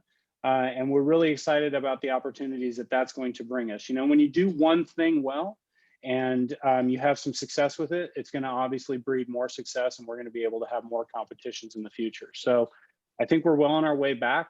It's just about managing expectations, being patient, and making sure that we're following all the safety protocols and keeping our kids and our coaches and our teachers safe throughout the process. And Mr. Kurtenbach, I heard in last week's briefing with the county that they're awaiting a state list of sports that they're moving forward on. Has that list appeared yet? We haven't received that list yet. The most we've gotten from CIF is they now give us weekly updates on where every county is in their tiers. They have developed strict protocols for safety for every single sport, and that includes spectators, and based on where they are in each tier. So we're ready to go. We just have to kind of wait for, I think, the County Department of Public Health to kind of catch up and make a few subtle changes for us. But I think our coaches are very ready to get started. I know that our students are very ready. We've been bringing kids back since the 1st of February. in every sport that we have a coach available to bring onto campus. And again, with the help of Dr. Choi and Mr. Irier, we're trying to increase those cohorts as much as we possibly can. Great. All right, so Mrs. Ryan, that concludes our presentation. We're excited for February 22nd. We are going to give our teachers some getting organized time where they'll be providing kids asynchronous work so they can get their classrooms organized. Many of our teachers have taken equipment home like document cameras and things like that. And so we're going to give them an opportunity to get back in their classrooms and get ready. But super, super exciting, and would love the board to support that. So thank you, Mrs. Ryan. Yes, well, before I turn to the board, on behalf of the board, I cannot thank the teachers enough for what we're asking them to do, because from a traditional setting and space, we ask them to go to distance learning at full speed, okay, light speed ahead. And now we're asking them to look at yet another model of hybrid learning, and then to navigate all of the intricacies of how we plan the lessons. So thank you, teachers and staff as well. I want to thank Jason. Was that a virtual beard that you were donning? Okay, maybe he's already. This one's fully real. Oh, Mrs. it's real. Ryan, Because I thought you had a virtual, the mask and everything. Okay. This won't go away till we're back on campus. I'm gonna let somebody's gonna get the honor of shaving this the first time. Yay! I know some athletes that are going to be after that prize. Anyways, I want to thank the compliance committee, the safety committee, all of your sites, Dr. Lynn, Alana. I mean, what can I say when you guys step up in such a big way? I know that video is going to be instrumental in helping our families understand and prepare and to make that decision when they do the survey. Parents, please, please, please make sure you take the survey.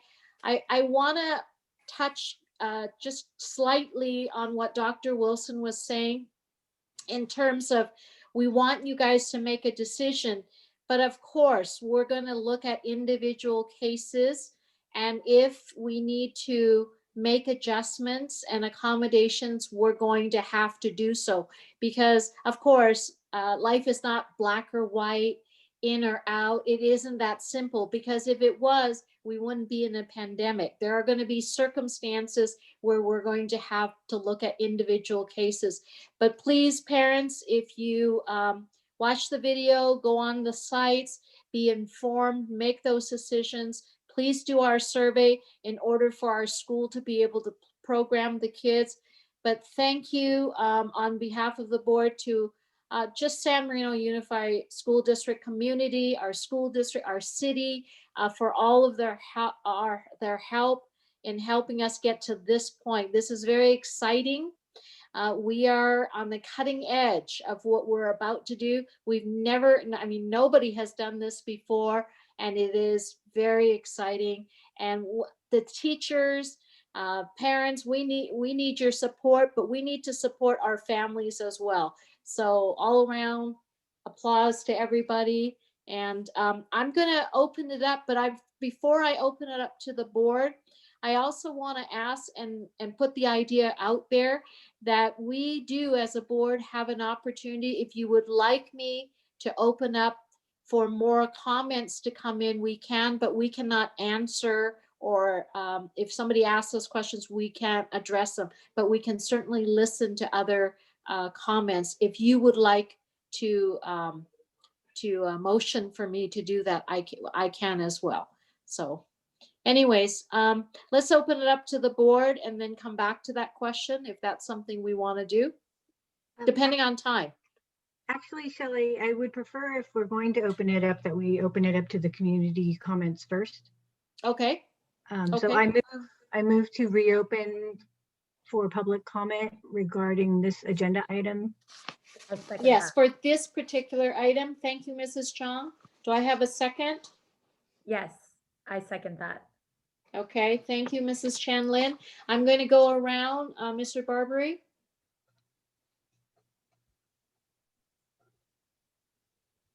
Sorry, aye. Mr. Chang Aye. and Mrs. Chan Lin, Aye. Mrs. Shang, Aye. Mrs. Ryan, aye. And so the motion passes. Dr. Choi, if you could just open up the public comment for your minute, and then we can see if anybody wants to call back in for TK-2 reopening plan.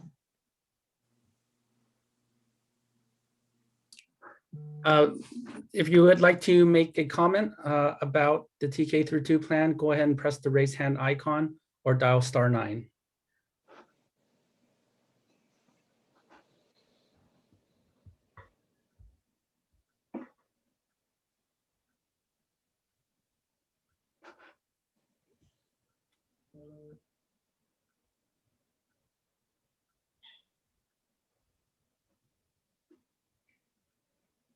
We have about 20 seconds remaining. If you would like to comment on the TK-2 reopening plan, please press the raise hand icon or dial *9.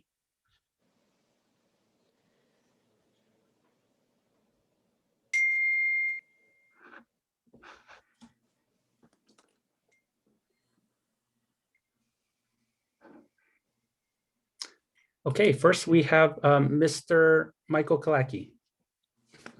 Mike, I line is knew it open. was you. Welcome back.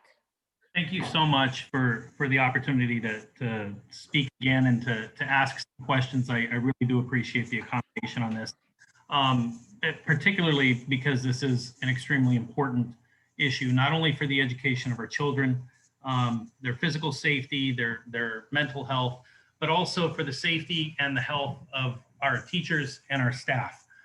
One of the biggest concerns from what I just heard was that we, unless I heard it incorrectly, we have one custodian per campus. We're talking about reopening schools, which will complicate the cleaning situation, potentially expose these custodians or this one custodian per campus to a higher potential of infection. And I'd like to know what the contingency plan is when that one custodian who then can no longer clean the school comes down with COVID or has to quarantine and is no longer available. In addition, I think based on my experience and what I do for the last 20 years, it's always great to look at the potential upside of a plan. It's very exciting, it's very encouraging, but what I have always done is try to look at how things can go wrong and what we're doing to potentially stop that from happening. Weighing the risk and looking at if there's a little bit of a delay, how can we potentially avoid a very significant and serious risk? So for example, have we done an analysis to determine what the number of teachers and staff and students would be infected if we do this plan, as opposed to simply waiting until we have the vaccines? And if we have vaccines in place, then how much safer are our teachers and our staff and our students? Also, with regard to the screening mechanisms, from what I see, those screening mechanisms are dealing only with symptomatic people. How are we screening non-symptomatic people? We all know that there's a 14-day period where people can be positive, be contagious, and not actually have any symptoms. Meanwhile, they're spreading it all over campus. We also have a situation where we're talking about self-reporting. You're self-reporting if you have any symptoms. And practically speaking, one question I would have is, particularly to the teachers and the staff and the administration, how often do people send their kids to school when they are in fact sick with the flu or sick with a cold or sick with any other symptom? By definition of the fact that we're dealing with people who are self-reporting, these people want their kids on campus, and they have done whatever weighing mechanism they have in their mind as to whether it's worth it or not for their kid to be on campus. But does that somehow impact their reporting and them putting out whether or not their child in fact does have any symptoms? One of the final points I'd like to make is, if we have to do a school board meeting by Zoom, where we're not in person and none of the school board members are in the same room, and we are doing a school board meeting by Zoom to talk about reopening schools. Maybe we should reassess whether we should be talking about reopening schools. If it's not safe enough for a school board to be sitting in the same room with the public to talk about an issue that is this important, then maybe we shouldn't have our children in classrooms at this time. Thank you very much. Okay, thank you. Any other Next, callers? yes, we have a Joe Sue. Joe, your line is open. Thank you, Dr. Welcome, Choi. Mr. Sue. Thank you so much, President Ryan. Can everyone hear me? Yes. Yes.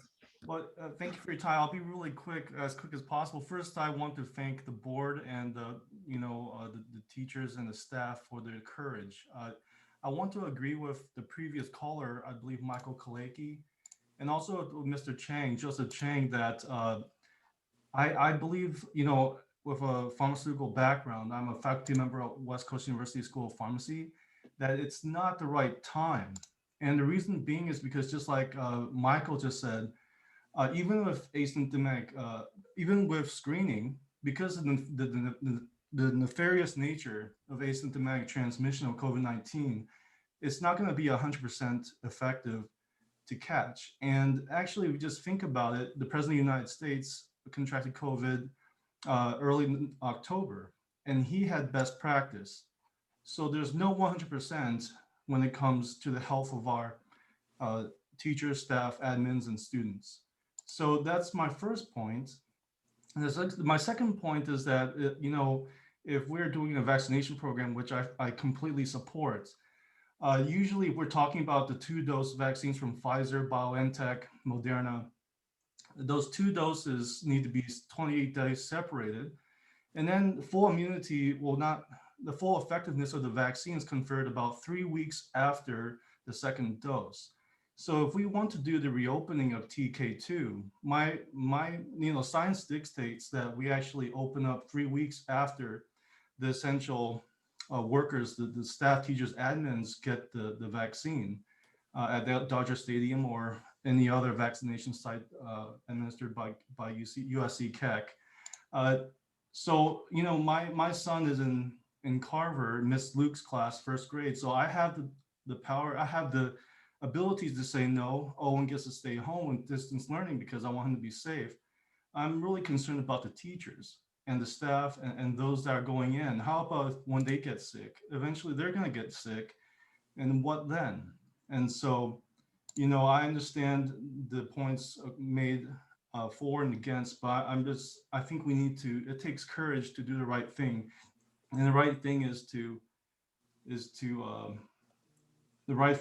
develop a plan that guarantees the safety of all the stakeholders. Thank you. Thank you. Dr. Choi, are there any other callers? We have 2 more. We have one caller or participant whose name shows as Lauren. So I'm going to go ahead and open that line. Lauren, your line is now open. Welcome. Yes, well, thank you. Yeah, my name is Lorenzo. One question I had. So we're looking at this number 25 adjusted case rated, right? We're looking at being below 25 because we basically had a big surge recently. But back in August, September, we were below 15 and nobody was talking about reopening schools. And why we're using 25 now is a number that below that we're like all happy that we're gonna go back to school, where for the most of the pandemic, we were way below that number and everything was closed. The number looks good now because we had a crazy surge in December and January, but I would reconsider if 25 is really a good number or not. Then I agree, the screening, the body temperature is a good way to measure, but it's not everything because my experience, I run a 24/7 facility. We screen employees coming in every day, and all the cases we had positive cases for COVID, none of them show up at work with a high body temperature. So that was not necessarily like the leading indicator. So the symptoms very important, the self-reporting, and then how are we gonna go at contact tracing? I don't know if I missed it, but I haven't heard much of contact tracing. That's also a key component of this exercise, to be able to have a contact tracing protocol in place. It's going to be a lot of, what if a kid has a family member with COVID? Is he going to allow school? Does he have to self-report it? What is going to be the protocol for that? And then there's direct contact, close contact. What definition do we use for close contact? Maybe I missed the first part. I don't know if that was covered, but there's a lot of things that we need to consider. But at the end of the day, I agree. The safety of the teacher should come first. So if they need to be vaccinated now, let's say tomorrow, and then they need to wait 3 weeks for the second shot, and then they need another week or so or two for full immunity. I don't know if February 22nd, you're going to be able to achieve that protection for them. So I just don't understand why all of a sudden there's a rush for February 22nd, when basically, given if you put the number 25 as your goal, being below that number, well, we should have reopened in August then and September, right? So that's just my feedback. Thank you. Thank you. We have next David Wang. David, your line is now open. So my Welcome, comments- David. Hey, Shelley, how are you? Good, thank you. So I'll keep my comments brief. At the end of the day, given the circumstances, there is no perfect plan. There is no perfect option. We're one of only a handful of states that still may remain closed from a school perspective. Ultimately, the parents and the kids have the final say. I think we ought to give them the option to kind of choose on their own. That's it. Thank you. Thank you. Dr. And Choi, any other callers? we did have 'Cause that one was more 4. come in. We did have one more come in. It's Peter Brassard. Would you like me to open that line? Sure. Okay. Peter, your line is now open.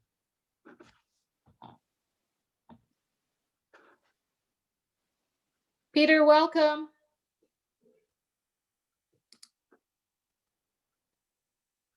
Peter appears to be on mute, and I've asked to unmute and Got it. Not Peter, but it's Annie Brassard. Sorry about that. Hi, Annie. Hi, Shirley. Hi, Dr. Choi, Dr. Wilson. Yes, it's a long meeting anyway, but I just hear and everybody's opinions. It seems like we are living in fear. We worry all the bad things going to happen. Although we already talked about all the procedure, we're going to have mask on, sanitizer, everything. It seems like we just worry way so much. We can live in fear. We can sacrifice our children's education. It's been way too long. From my bottom of heart, I feel that especially the young kids that they are suffering the mental health disorder, the degrees even go higher. And I also worry about our school district is going to lose more students.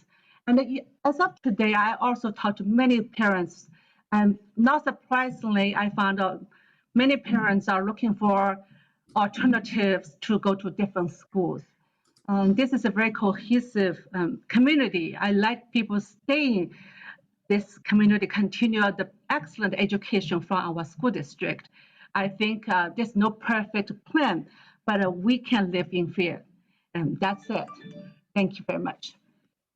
Thank you, Annie.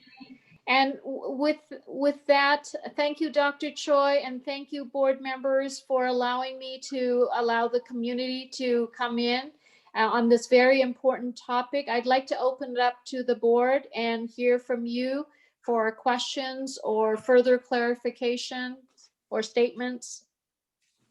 And sorry, I think we attempted some small openings in the past with testing on campus and specialized cohorts.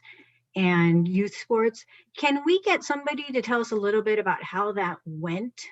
Since I feel like we're scaling up something we tried to a small degree to do. So I think the best, thank you, that's a great question. Jason or Carlos, if you guys are back on, would you mind talking a little bit about, I think the best conversations around this, because they actually hosted a high number of students in the sports protocols and also with PSAT and SAT. So either Jason or Carlos. Thanks, Carlos. You got to unmute. Yeah, go ahead. Yeah, want me to start off? Yeah, I think the aspect of coming back on campus that has been key for us is just communicating with the community. The students coming on campus have followed our guidance. We haven't had any issues. We had 120 students come in on December 5th for the SAT, and we had 204 students come in for the PSAT just a few weeks ago without incident. No issues with compliance. All of the guidelines that were spoken to earlier by Mr. Choi, we followed. And the supervision on site was excellent. And we really didn't have any incidents throughout the testing. And I want to say that that's in no small part due to the fact that Dr. Choi, Mr. Iriye, Mr. KC, like everybody put a ton of effort and time into preparing, just like they have for the TK through 2 opening. And I've been sitting in on a lot of the conversations that have to do with the TK through 2 opening, and understanding that the number one process that everyone is going through is safety. It's just all about safety. How can we do this safely? How can we make sure that everybody understands what we expect from them? And how can we make sure that those expectations are met consistently?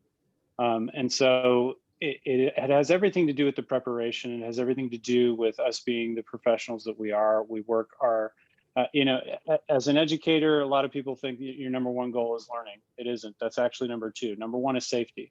Everybody has to be safe. And once you feel safe, you can learn. And the best part about the day was seeing kids as they were going through and getting scanned and filling out their process. And we were doing the little temperature checks as they started to kind of feel a little bit more comfortable, and they started to smile a little bit, even though it's the PSAT. They weren't happy about that part. But then at the end of it, you could see them, reluctantly staying 6 feet apart, but gathering outside of the school, feeling happy and laughing and making jokes and feeling a little bit more typical. And that's, of course, has everything to do with the fact that the adults were very prepared. We made sure that everybody was following all the rules of social distancing, cleanliness, et cetera. So Mr. KC and Mr. Iriye did a fantastic job of preparing for that, and that's why it went off without a hitch. And I'm confident that the TK through 2 will do exactly the same thing, because as somebody mentioned earlier, Dr. Lin and Ms. Foray have been a phenomenal team. Just an amazing partnership, working together to make sure that everything is linked in and doing the best that we can to offer the best at both ends of our city. And I'll take a little bit of cheers for that, because they were both my APs. I'm just gonna say that. All I right, don't get to do that thank too you. much. Does that answer your question, Mrs. Chan?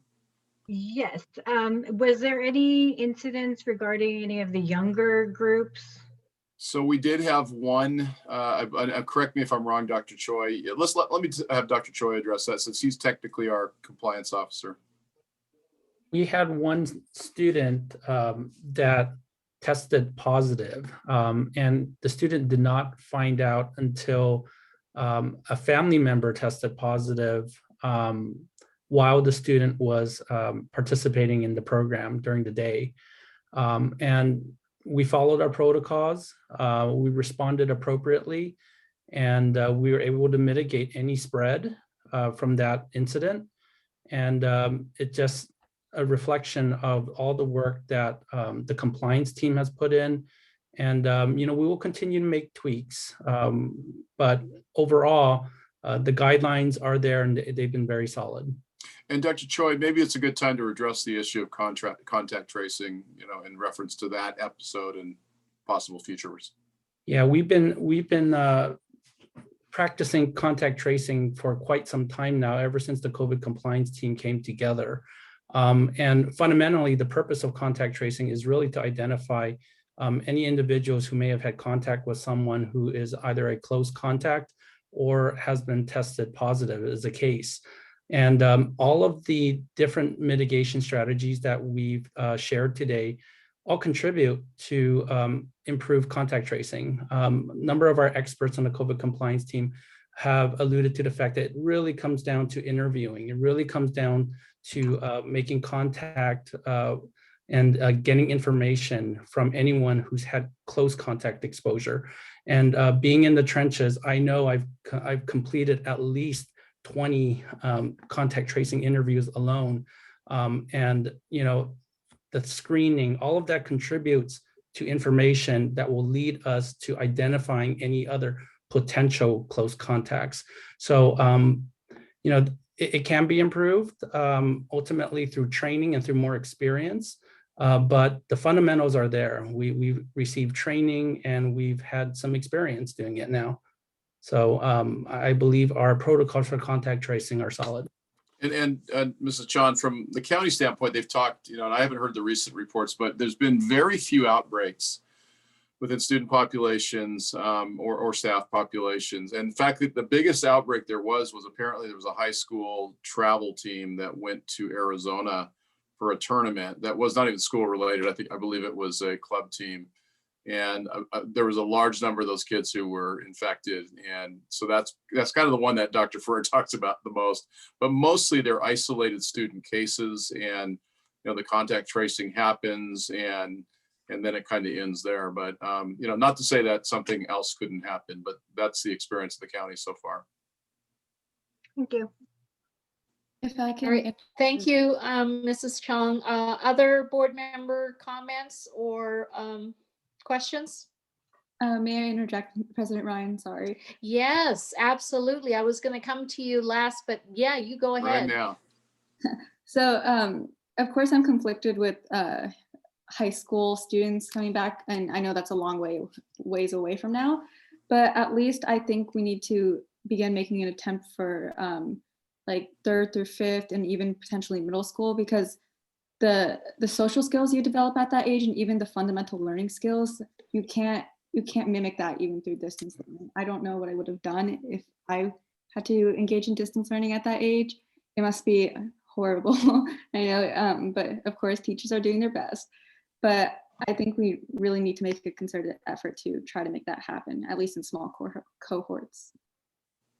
Such a great point. I know Mr. Wong addressed that in our previous meeting with those kind of rites of passage, those transition times in life. That's such an important point. Go ahead, Mr. Barbary. So I've got a few things I just wanted to ask. So first for Dr. Richter, can you just talk a little bit more about the 2 cohorts? I just want to understand. So it's the same teacher teaching the class, both it's sitting in front of them as well as those that are online. Can you talk a little bit more about how they would do that or how that works? And maybe Dr. Choi, is it possible to pop up that schedule back on the screen? Thank you. Perfect. So yes, so this is one classroom. The classroom will have, let's say this is my classroom. I will have a cohort A, those students who have selected to participate in hybrid learning. And I'll also have my students who have indicated that they don't want to come on campus, are going to continue with distance learning. So in the morning at 8:30, when students begin their day, both the hybrid cohort and the distance learning cohort will begin virtually. The teacher will be I would be as a teacher providing direct synchronous instruction to the distance learning cohort, while the hybrid cohort, who is also at home at that time, will be engaged in synchronous and asynchronous instruction, which would include, for example, it would include PE, it could include music, it could include ELD, it could include ELA, social studies, science, and math, as well as intervention and remediation. So while I, as a teacher, am working directly with the cohort C, the cohort A will be working synchronously and asynchronously on whether it be assignments that were provided, independent work. It would be direct learning with a music teacher or a PE teacher, and that would be done virtually. In the afternoon, my direct instruction would then shift to the students who are now on campus. And I would be providing instruction to those students in the classroom, while the cohort C, who is still at home, would be engaging in that asynchronous and synchronous instruction. So I would not be engaged in what they call Zooming together. I would be focused on one group of students at a time. So yeah, and let me just add to that. We did a lot of investigation on the idea of Zooming together, and it really, most people at this point believe that's not a really great model. And so there's a lot of coordination here, and the devil's in the details. We're seeing a very simplistic view of this right now, but the teachers union, teachers, and our team has put together a grid that shows when they're engaged in those asynchronous and synchronous learning opportunities outside of the live ELA and math. Right. So all the synchronous work would be with another, when the teacher, let's just say the teacher's teaching the cohort C in the morning, all of the synchronous learning that would be going on for the group that's at home would be from other teachers. Like you said, maybe it's a music, or maybe it's the PE teachers, or those sort of things. They would never be supervising both groups. Correct. That is correct. Okay, so just a couple other things. So I know Jason talked a little bit about CIF. Has CIF talked about which sports they're actually letting go back? Is it things like baseball or anything like that, or is it all mostly individual sports like track and field, or like track? In the purple tier, it is definitely sports that have little to no contact. Cross country, track and field, tennis. Off the top of my head, I don't want to list any more because I don't want to be, somebody say, oh, he said baseball. I'm pretty sure baseball is in there as well, and maybe softball. The challenge right now is that even if the County Department of Public Health says you can play, you have to go into your league, and then you have to determine if every school within your league is also comfortable to play, which is a district-wide decision. So we might be ready to play. We might say we're good to go. We have our coaches who are ready to coach and be on the field with another team. We might have no other teams that are willing to do the same thing. But Rio Hondo League is doing a great job. We're meeting weekly. We're discussing options and opportunities. We're making sure that we have appropriate venues. We're trying to figure out different ways to do this because we do have to stick with stable cohorts right now. As Dr. Wilson and Dr. Choi have said, there's some movement on that and some determination that maybe we don't have to have as stable, or we can increase the cohorts.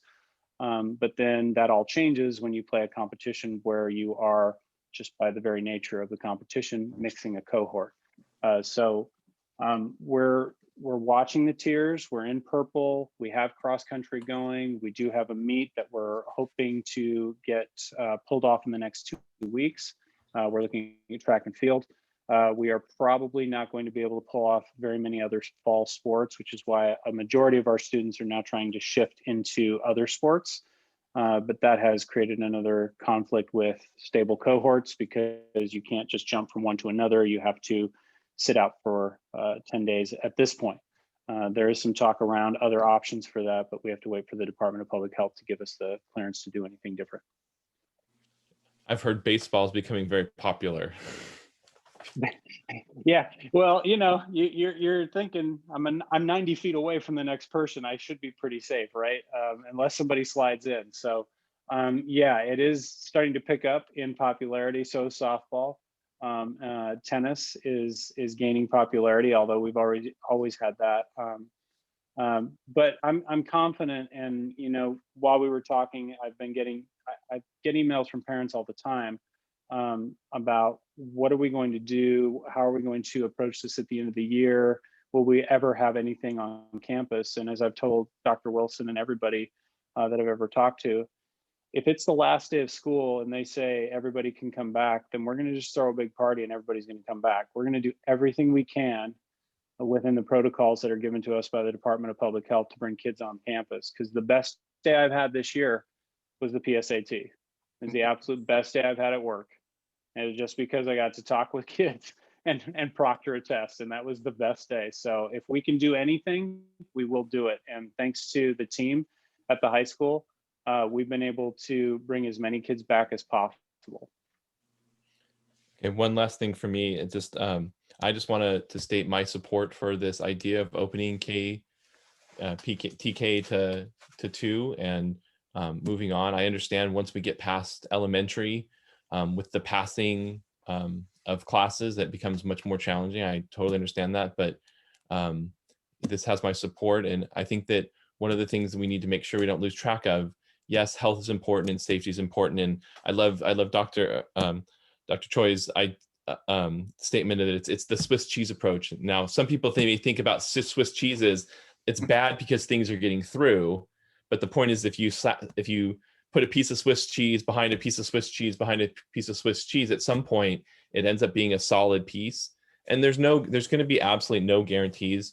We will have to deal with some cases, whether it be somebody bringing it from home, or there is the possibility that it gets transmitted at school. But we do need to keep an eye on the health of our kids, both mental and physical.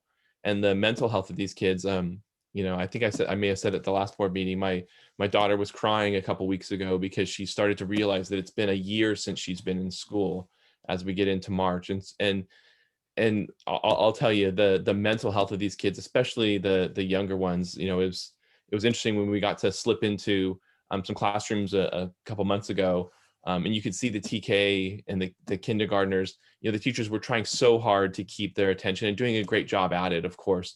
But it's just not the same. And the development that you get at that age, Vahini, your point, at that age, it's just so critical to interact with others. You learn so much just interacting and talking to others and seeing how others act and react to certain things that sort of idea can't be replicated, on a Zoom. So I'm fully in support of this. As soon as we can get open safely with this TK to 2, and very hopefully soon behind that, all the way through 5th grade. Thanks. Thank you, Mr. Barbary. And thank you, Mr. Barbary. And thank you for highlighting the comment regarding the layers or the cheese. I just thought that Dr. Choi was hungry or something. But yes, absolutely. The layering and how to fill the gaps is very important. And as we're looking at this, I think I need to find some time for Mr. Chang, if you would like to make a comment or questions. Oh, yes. I think my comment is very straightforward, and I tell you the truth. I tell you the fact. During the 20 years serving for a school board member, the year of 2003, when have a SARS in China, I fly to Asia and to look at what's going on. And then the last month, I fly to Taiwan, look at what happened. Taiwan is the best country with a 23 million population, only less than 1,000 get effect. So Taiwan and then New Zealand, they are the two, they are not suffering right now. In the new year, we celebrate, and I every day I take a subway and very crowded and with mask. I'm come back, I'm okay. You know why? Because this is the recognition of a citizen, how much they know the public health. In the United States so far, because of the COVID-19 virus is very new, the people doesn't really understand. As the principal, they mentioned a couple examples. I think that's true, but I think we are lucky. But I tell you, the last March, one of the sports appreciation party, they invite me. When I went to the party, I said, oh my God, you know what? Because they recognize the player, and then they line up, and each one they hug one by one. Another time, if I speak up, I will invest the people. I will invest the PTA. I will invest for the parent. I will invest the booster club. So I keep my mouth shut up. So I did not say anything. So then I know the will be the disaster in the United States. So I did not say I don't support to reopen, because I think that we have to reopen, because if we don't reopen, I think everyone probably will go to the mental health. So with that, I have a conditional to support. But as I just mentioned, I think everyone need to improve their public health knowledge. I'm sorry, maybe about 100 audience maybe have a medical specialty. But my background, you know, in the beginning, I'm studying in the virology the lab. You know, when I enter the lab, you know, I had to memorize what I had to do, just like you know, the Wuhan virus in the lab. So I'm being more cautious. So then when I talked to Dr. Wilson and Dr. Stephen Choice, I think I'm more serious than everyone, because I want this small school district successful. So end up is very important. I just repeat one more time. When we send a young kid back to the school, the safety depends on the teacher and the parent, because the parent, they are working in the outside of San Marino. So then they may bring back the virus. And then the teacher too, you know, they have to go home. So end up you know, in the beginning, how we make sure we have very, very safe measure to take care of our kid, not just the kid, also the teacher, staff. So that's very important. So Dr. Choi mentioned about the distant the tracing, the issue. The tracing in the United States actually totally is a failure, because they are not working. The last March, you know, the public health, LA public health department, they invite me because they treat me as a community leader. So I'm the one who talked to the Dr. Farrell. I said you need to screen the passenger in the LA airport. So they did not listen to me. So that's the reason LA continue to be the disaster.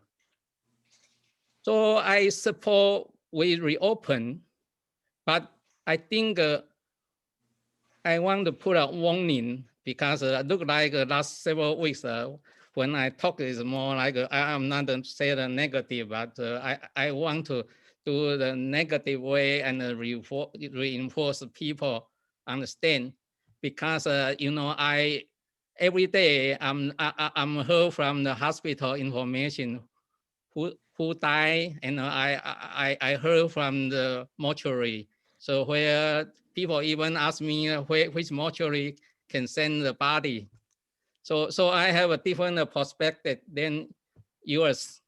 So it's very important, you know, that everyone want to send your kid to a school, you have to be very serious. Yeah, just like me, every day I even go out, but I know that I have to have a very very cautious a way and to protect myself, because I'm going to get a Medicare, so I'm also high risk. Yeah. So and another things, people are talking about whether you know, take a vaccine and then you were immune. Actually, recently in our San Marino, there's a case that they take the vaccine but they still COVID.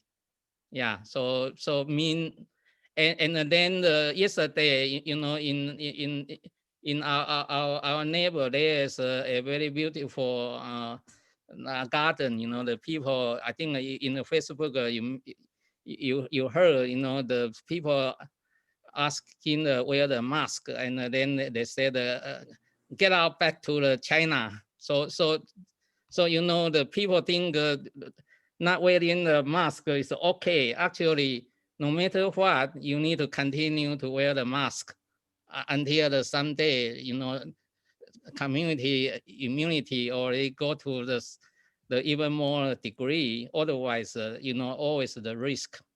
So if you think the children cannot stay at home, you like to bring to the school, welcome. But you are the parent, you need to really pay more attention. I said, pay more attention. You are parent, you need to know the daytime where you work, how you get the whether you get a effect, because you may not know. Yeah. So this is very important. So I hope that everyone understand. Yeah. So I think the school district already make every effort through the Dr. Choi, Dr. Wilson, Dr. Choi, and the cabinet, and the principal, and the teacher. But you know, everyone responsibility. In my meeting, Jillian. Okay, that's it. Oh. Jane, would you mind muting? Okay, so Mr. Chang, it's okay. Mr. Chang, thank you so much for your expertise and your wisdom. I'm going to ask Mrs. Chan Lin to have her comments made. It's okay. I'll just say thank you so much. That was an excellent presentation. I think that was super helpful. I appreciate the video that you've taken the time to make. Thank you.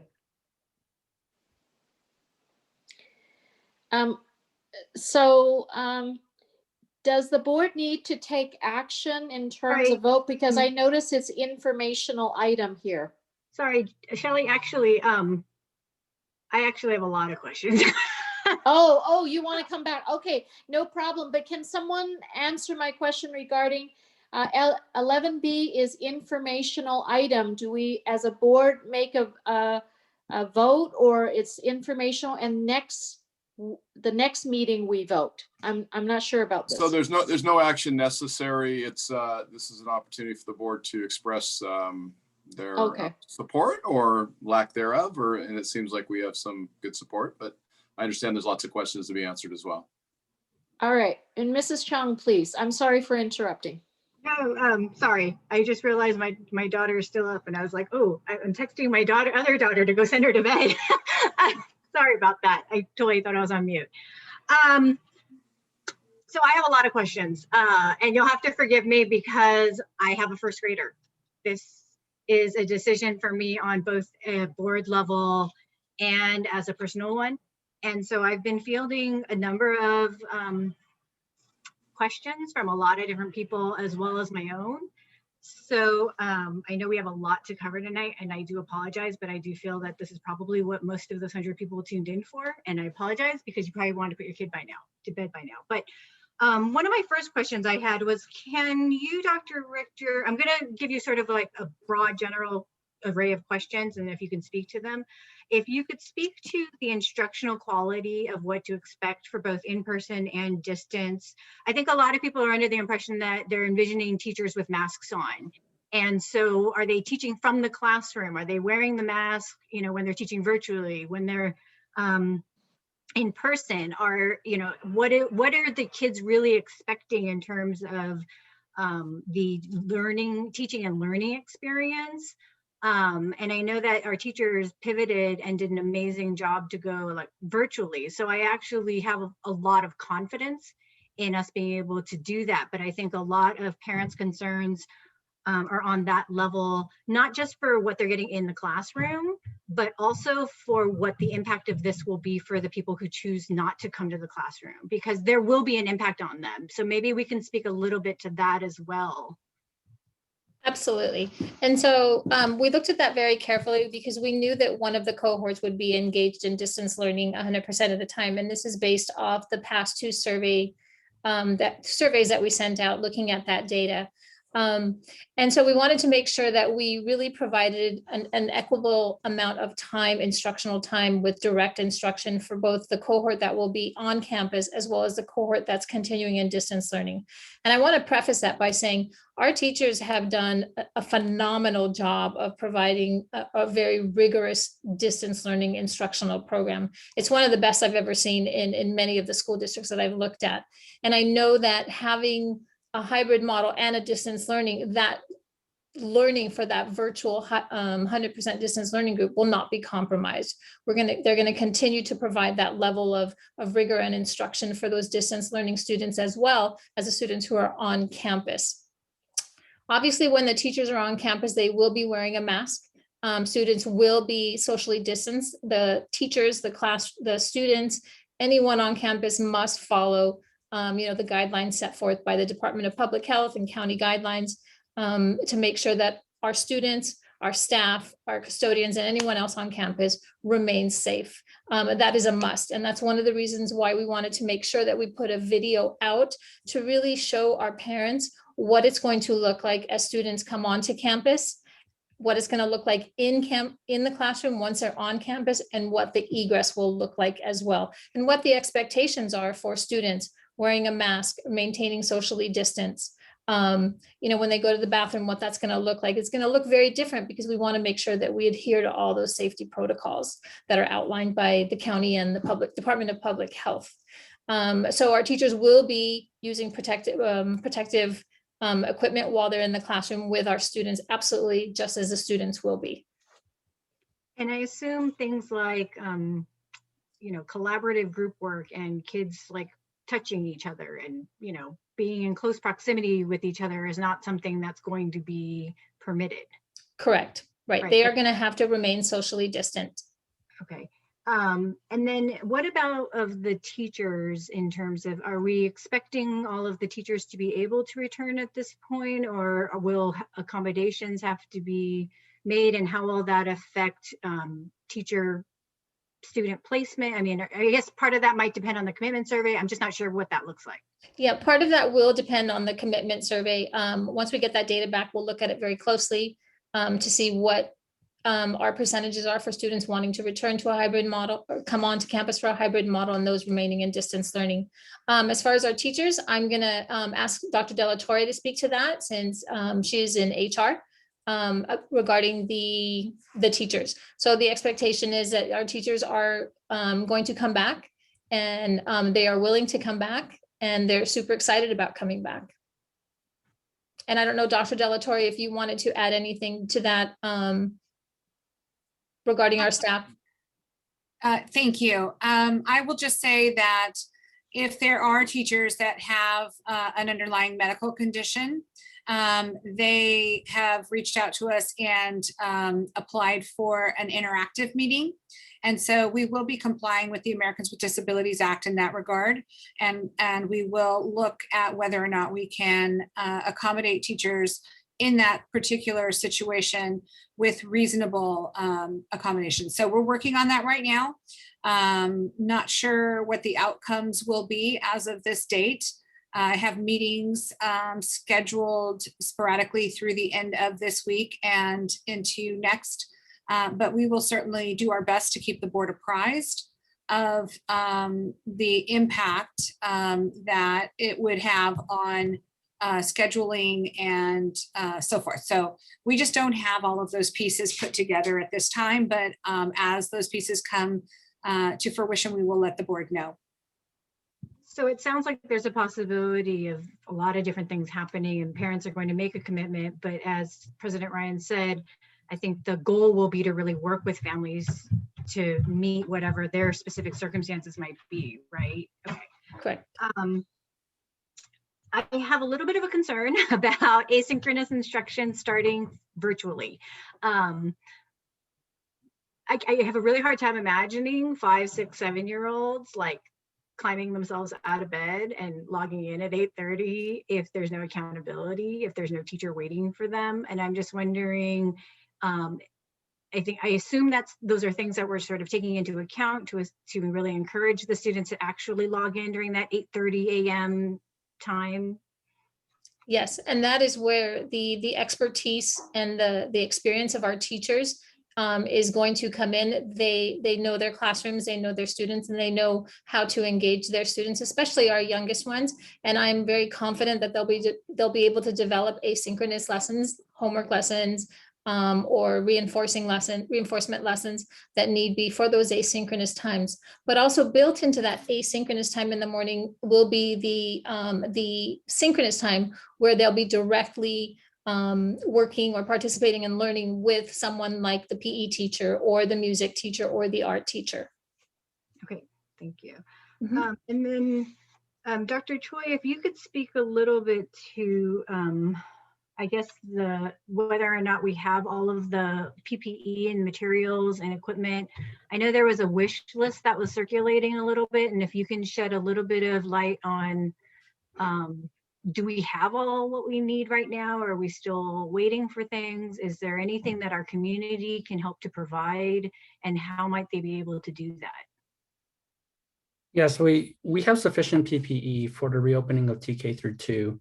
And working closely with the COVID compliance team and with Francesca specifically, we're trying to gauge how much PPE we'll need when we reopen for 3 through 5, when we reopen for middle school and high school. And that quantity is very difficult to gauge at this point.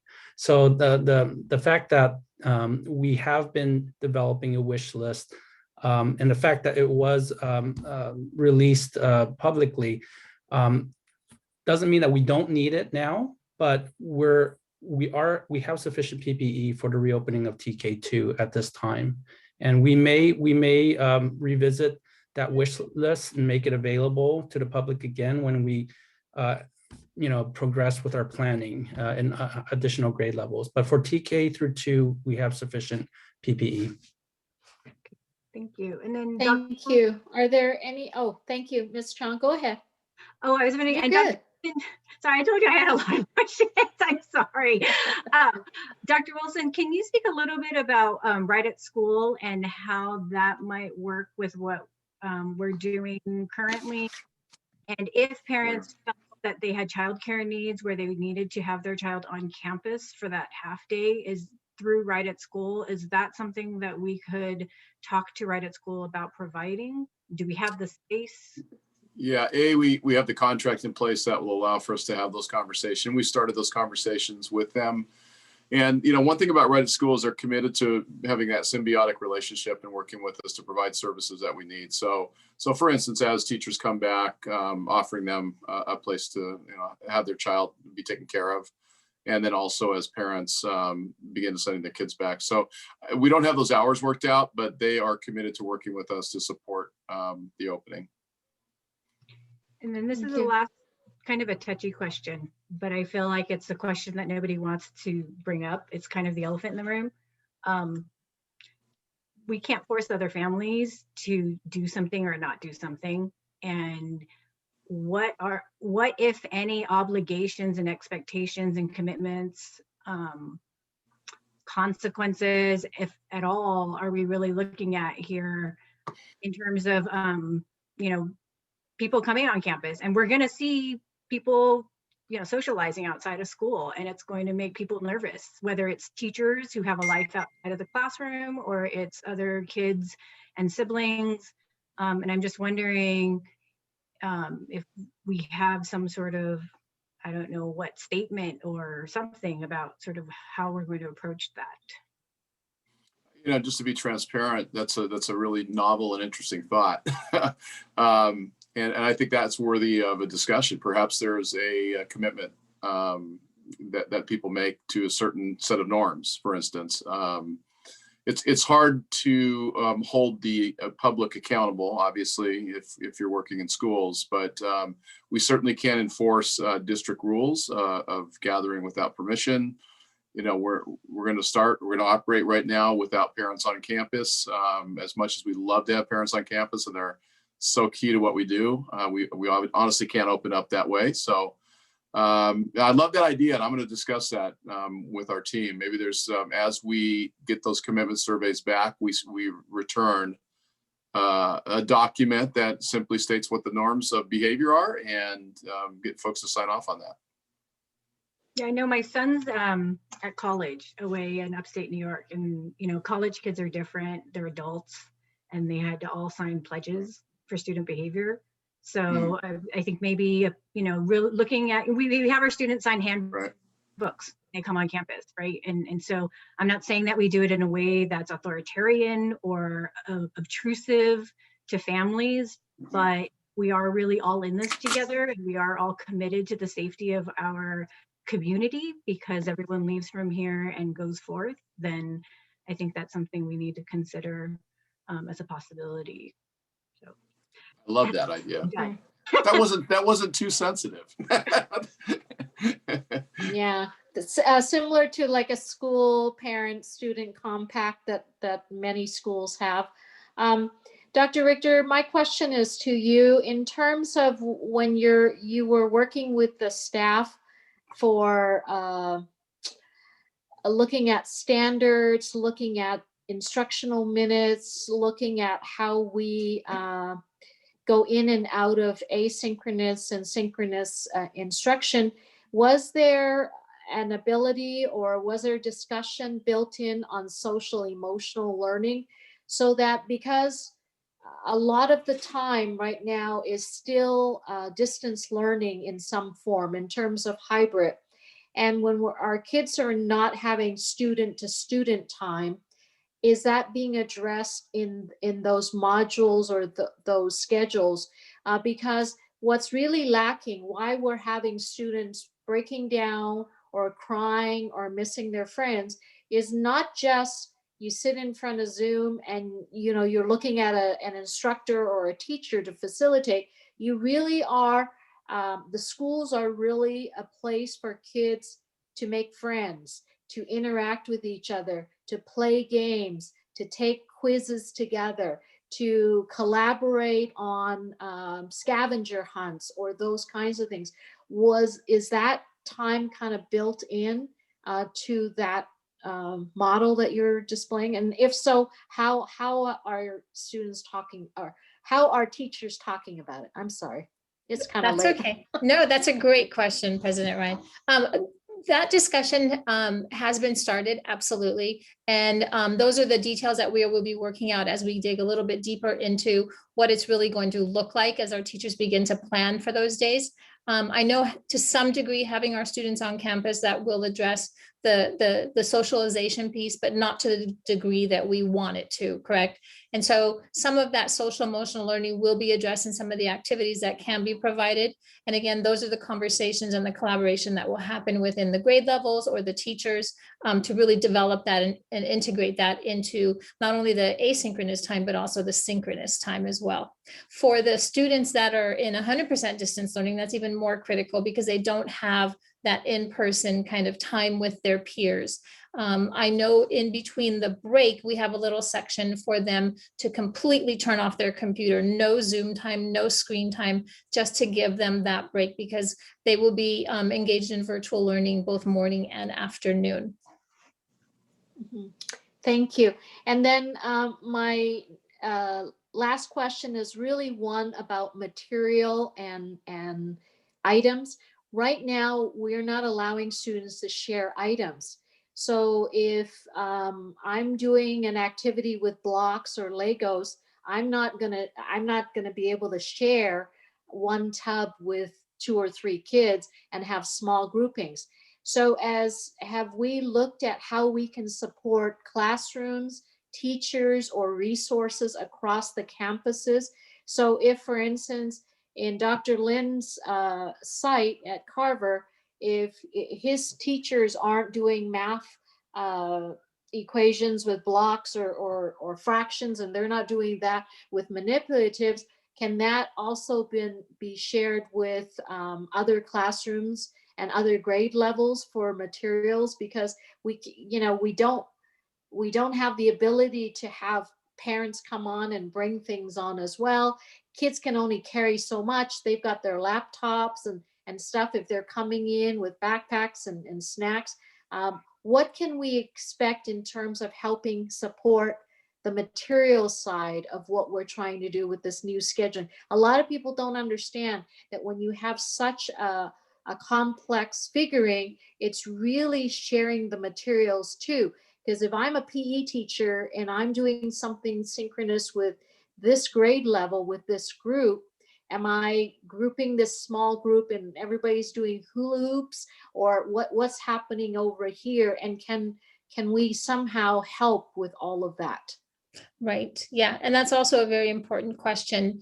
And so what the discussion has been around in the classroom with materials is really looking at having every student have an individual tub where their materials are kept, their manipulatives, their instructional materials, their pencils, their crayons, and that belongs specifically to that student. So there's no sharing of materials, and the teacher will replenish that as needed. The students will bring in their backpack, they will bring in their water bottle or their snack. And that, of course, is not to be shared. And those are all rules and protocols that will be re-emphasized by not only the site administration, but the teachers as well. Obviously, anything that is shared would have to be sanitized. And that's collaboration and discussion that's going to be happening with the PE teachers, especially as we engage in the PE classes. But as far as in the classroom, every student will have their own material tub where all their instructional materials and manipulatives will be kept, including library books. And so the teachers will have a few days prior to February 22nd to get all of those materials organized and put together. So when students come on campus, they'll all be ready at their desks waiting for students to arrive. Thank you. So board members, are there any other, or can I move to the next item? Because it's getting quite late. I'm going to have to, it's 9, is it 10 minutes to 10? 9:51, and so Okay. we might need a board member to make a motion to extend the meeting at some point here. All right, so you guys, you're up. Any other questions or comments? Okay, great.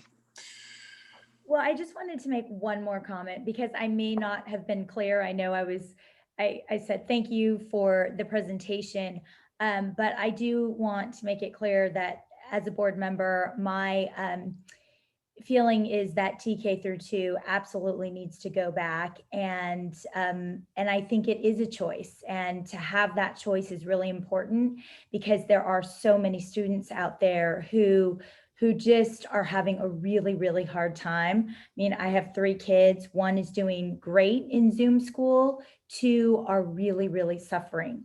And, you know, I think that every kid is different and they learn different and they have different needs. And I think that so I appreciate that the administration worked really hard all weekend, all day and all night to bring all of this together. So thank you. Thank you, Ms. Lynn. Well, yeah, probably months. Is there someone to make a motion to extend the board meeting time? Nobody wants to stay? I'm going to be here by myself. We could remind the board as we get closer to 10:30 if you like. It's 10:30, Okay. right? So we have a little bit of time. So, okay, great. So I'll tell you what, I'll so- assign Dr. Richter, if you would just kind of keep track of the time, make sure we, thank you. So my apologies, we have kept Jason up quite late and Matthew Slimp, but our next agenda item is San Marino High School debate team. What else is Matt Slim getting recognized for? I mean, how many awards do we have? Well, thank you, President Ryan and members of the board. Yes, this is with all due respect, I cannot speak to the amazing things that Mr. Slimp and his debate team have done as well as he can. So I'm going to hand it over to him immediately and allow him to speak to the accolades they've earned, even in COVID. But more than that, really, the real focus I know for Mr. Slimp is the educational opportunities that he brings to students because of the great work that he does. So Mr. Slimp, feel free to take the stage. Okay. Do any of you want to take my class? Because we teach time limits. Matt, you have 2 minutes. That's my time limit for you. Matt, hurry. I've been sitting here for 3 hours. I was told to check in at 7. It hasn't been Okay. gripping for you, Mr. Slimp, so far? I've been having stunning conversations in the background. Yes, we absolutely need you to teach us time limit. Thanks. Okay, well, to that I would just say that I love you all, and I love my board. The only one I don't know is Ms. Chen Lin. I know everyone else. Taught Jane Chan's sons for 4 years. Shelley Ryan I've known for a long time. Her husband was my high school biology teacher. Mr. Chang. He's listening right now, Matt, so you got to hurry. He's going to tell me you have 1 minute left. Hey, Kelly, how's it going, man? No, I'm kidding. He's not listening. Of course he's not. And I know that too. Look, do you want me to drag this out? Why not? At this point, right? And Mr. Chang, his son Patrick was a wonderful student on our team for many years. I was not blessed to be his coach, but he was absolutely awesome. So look, so speech and debate. It's the one thing that you can do when you're in quarantine. And we got way out in front of this at the very beginning. And so our kids have been competing. And sorry, I just got a ding from someone. We got way out in front of this, and so our kids have been competing, and they've been doing really, really well the way they always do. Although I'm very eager to go back and teach in the classroom and to have the students traveling together and working together and practicing together and things like that. It's been hard. It's been hard during quarantine, but we've done really well. So the reason why I was asked to talk about it is because 11 months ago on March 10th, I was called in to receive a commendation from the board on behalf of my team for them winning the Southern California Debate League Division I, which is large school overall sweepstakes award for the 19th time in a row. And I got a commendation from Dr. Wilson for that, and I really appreciated that. And then 3 days later, we were all sent home. Everyone knows that. On March 13th, we were all sent home. But we kept on going. And then we won it again in November. And then we won it again last month. So that's 21. 21. Awesome. In 7 years. It's offered 3 times a year. Matt, are you seeing I gave you a round of applause? Hey, I It was a really round of appreciate that. I really appreciate that, Shelley. So you have you have as many championships as Tom Brady, right? Or more? Oh, yeah, Yes. 3 times as many. One more, 3 times as many. Anyone who has been into Room 400 knows we've won a lot of trophies. And I'm not going to say I'm the GOAT. I'm not. But we have done really well.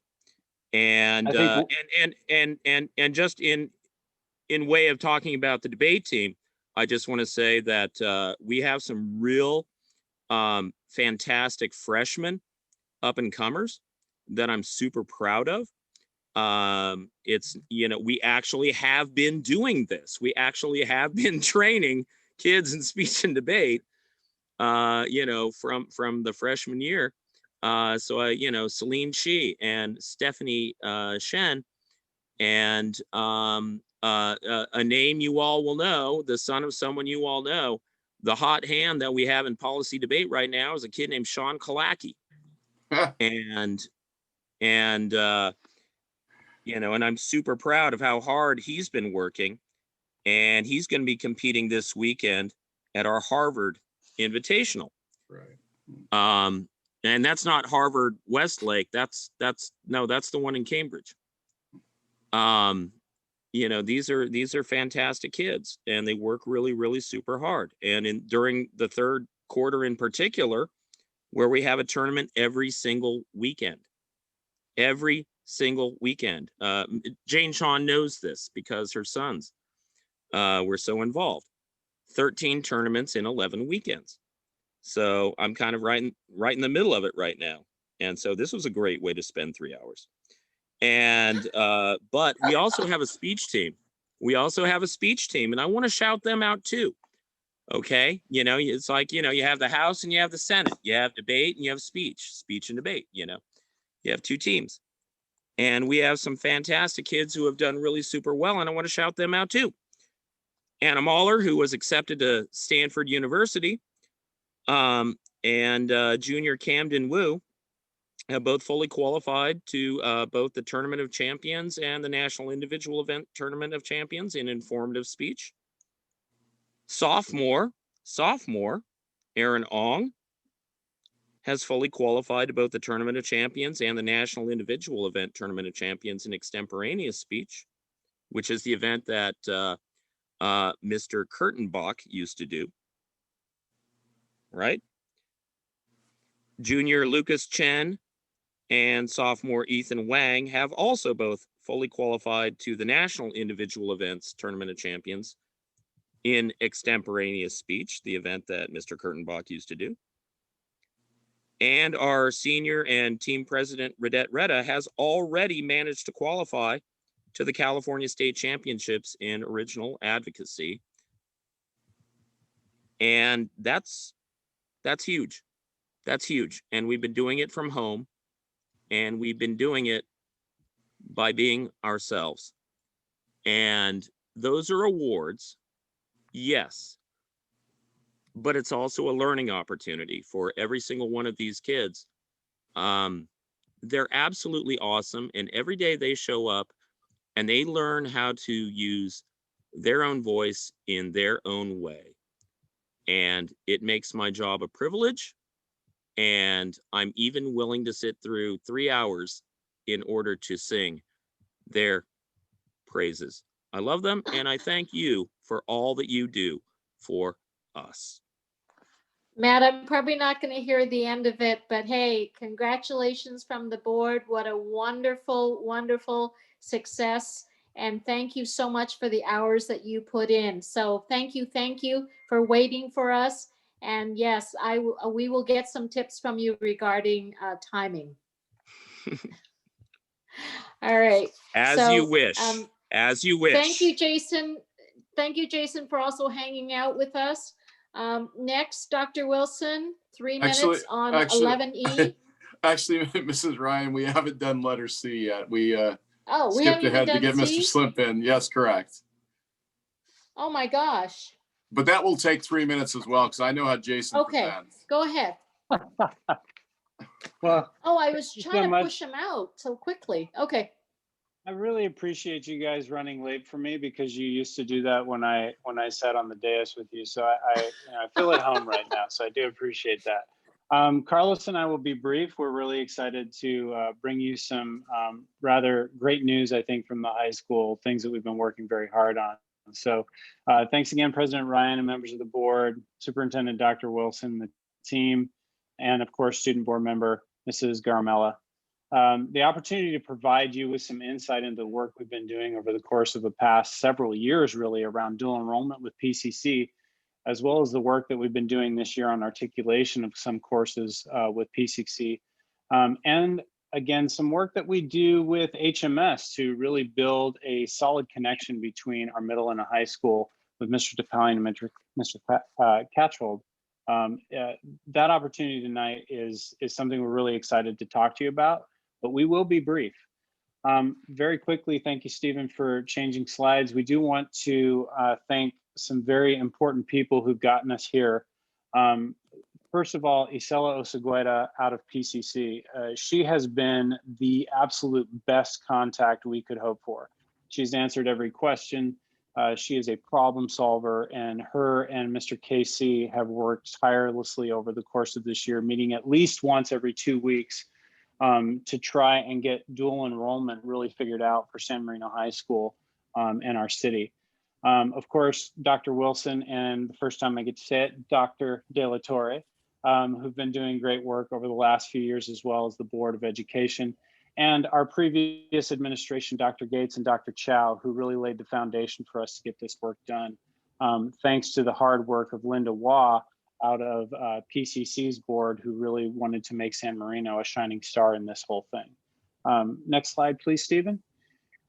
So dual enrollment, typically people see this as you just grab any course you want, you say it's dual enrollment, you enroll some kids, you give them credit at the high school, you give them credit at the college level, everybody wins, and it's a great thing.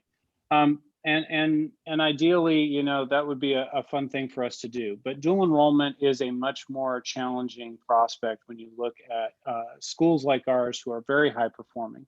The law that was written to really connect city colleges with local high schools was intended to connect schools that had students who typically did not go to college with a college so that they would continue in post-secondary education. So we're trying to find different ways and different avenues to give our kids the same opportunities within that law. So we selected several courses, ASL and kinesiology. We did this purposefully. ASL for our students is a course that they have taken over the past many years. We've gotten some data from PCC to show high enrollment by our students. And they can use this for a foreign language credit, which they have been using at San Marino High School for some time.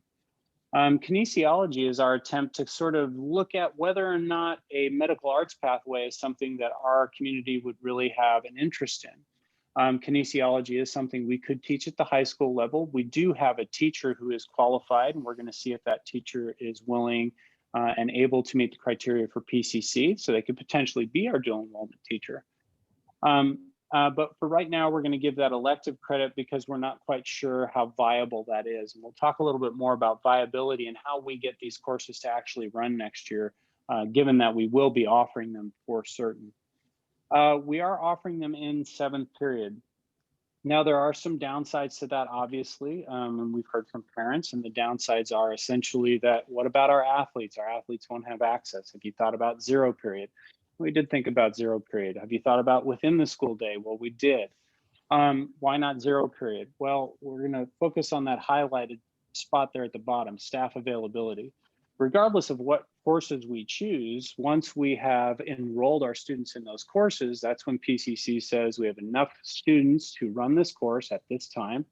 Then they reach out to their adjunct professors and say, would you be willing to teach this course? So we have to put it at a time that is something that would be approachable for a professor. 0 period, a 7:30, maybe even earlier, depending on what we work out our schedule to be, given the Portantino bill that we're going to have to work around with no first period starting before 8:30. We thought it'd be better to push it to 7th period, and that might give us more access. Secondarily, it's not as though we're going to run multiple courses. We're going to get one section of each, and the average size of a section is roughly 30 students. So it's not as though we could enroll, say, the entire senior class in a dual enrollment class. That's not an option for us.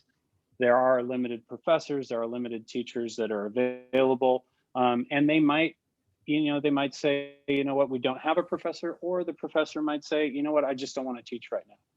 So we would be out of luck, even though we did have enough students enrolled. And so that's kind of the rub with dual enrollment that not a lot of people understand, but it's something that we need to qualify when we're doing this.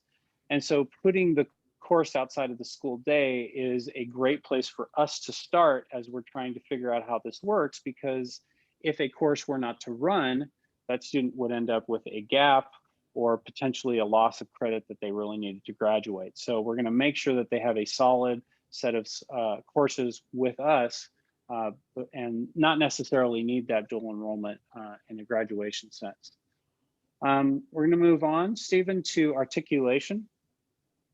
So with articulation, it's a little bit different. Whereas dual enrollment is going to get you a CSU and UC credit, it's going to get you a PCC credit, it's going to get you a high school credit. What articulation is to look at one of our courses that we already teach, that we have students enrolled in, that we submit to PCC and say, does this course meet your course's criteria? And what we did is we ventured into this realm because we weren't sure we were going to be able to pull off dual enrollment with all of the different caveats that we were hitting. So we looked at our business, our intermediate business class with Miss Courtney Rushing. And we looked at her syllabus, her activities, her units of study, and it looked to align very closely with PCC's Business 116 class. So to articulate, what you have to do is you submit all of that information to the college, and the dean of that particular college reviews it with the other professors to determine if there is articulation. So what articulation means is that you will get a PCC credit. You, of course, will earn your high school credit because you're still taking our course. It is not a UC or CSU approved course, but it does get you access to other PCC courses that could earn you a certificate in anything from, I think there's roughly 15 to 20 different certificates of business acumen, things like entrepreneurship, trading in stocks and bonds, things of that nature. So we're trying this with our business, our intermediate business class, and then we're going to see if we can expand that into some of our other CTE classes. Next slide, please, Stephen. We've also been working very closely with the middle school over this year. Mr. Pallion and Mr. Catchhold have done a fantastic job of being able to meet with Mr. Casey and I on a weekly basis. We set up our meetings for about an hour every Thursday. They usually turn into 2 or 3 hours. Where we're trying to find ways that we can connect our schools in a much more meaningful way. Obviously, the majority of our students from 8th grade matriculate to the high school, but we're looking at ways in which our programs can be linked so that the work that's being done at the middle school will feed more intentionally to some of the work that we're doing at the high school. We're already sharing staff in 3 areas: Spanish, choir, and yearbook. There may be more areas in the future, we're not sure. But we're seeing some real growth in those areas because of the fact that we're sharing staff. We're looking at whether or not we could offer high school credit at HMS for courses that students take in the 8th grade. Right now they offer Algebra 1, which is our Algebra 1 course, as well as Spanish 1-2. So we're seeing if we can do that in an effort to enhance those students' transcripts and get them sort of a better profile, if you will. And given the fact that they're doing the work, we think that that makes sense. This year will be the first year that we assign counselors before the beginning of freshman year. So on April 1st, every kid will know the counselor that they have as a freshman, so that when they meet with a counselor, it will be their counselor to set up their scheduling and begin their 4-year plan at San Marino High School. This is very unusual. I don't know of a high school that does this. I know that didn't happen with my son. Typically what you do is you just meet with any counselor, and then by the start of freshman year, you start to figure out who your counselor is. So far, we've been doing some master schedule meetings over the course of the last few weeks. And I'll let Mr. Casey talk a little bit more about that because he is the resident guru. And by resident, I mean the area of Southern California when it comes to master scheduling. So Mr. Casey, you want to talk a little about that? You're setting the expectations too high, Jason. I really do enjoy it, and a credit to the teachers and the department heads, the counseling staff for certain, who has really put together our course offerings, which we actually started in December. And the main goal with how we're building our master schedule is really about making a student-centered master schedule. And we really wanted to front load communication about our course offerings before break. And then in January, we did a lot of events to communicate with families and inform families about what we have to offer. And that really sets into motion what we're doing right now, which is our one-to-one meetings with all of our students, with every single student. So this is a big change from what we've done in the past. And we want every single student to discuss their courses for the following year, but also a variety of other things in these meetings as well, whether it's your 4-year plans, whether it's college.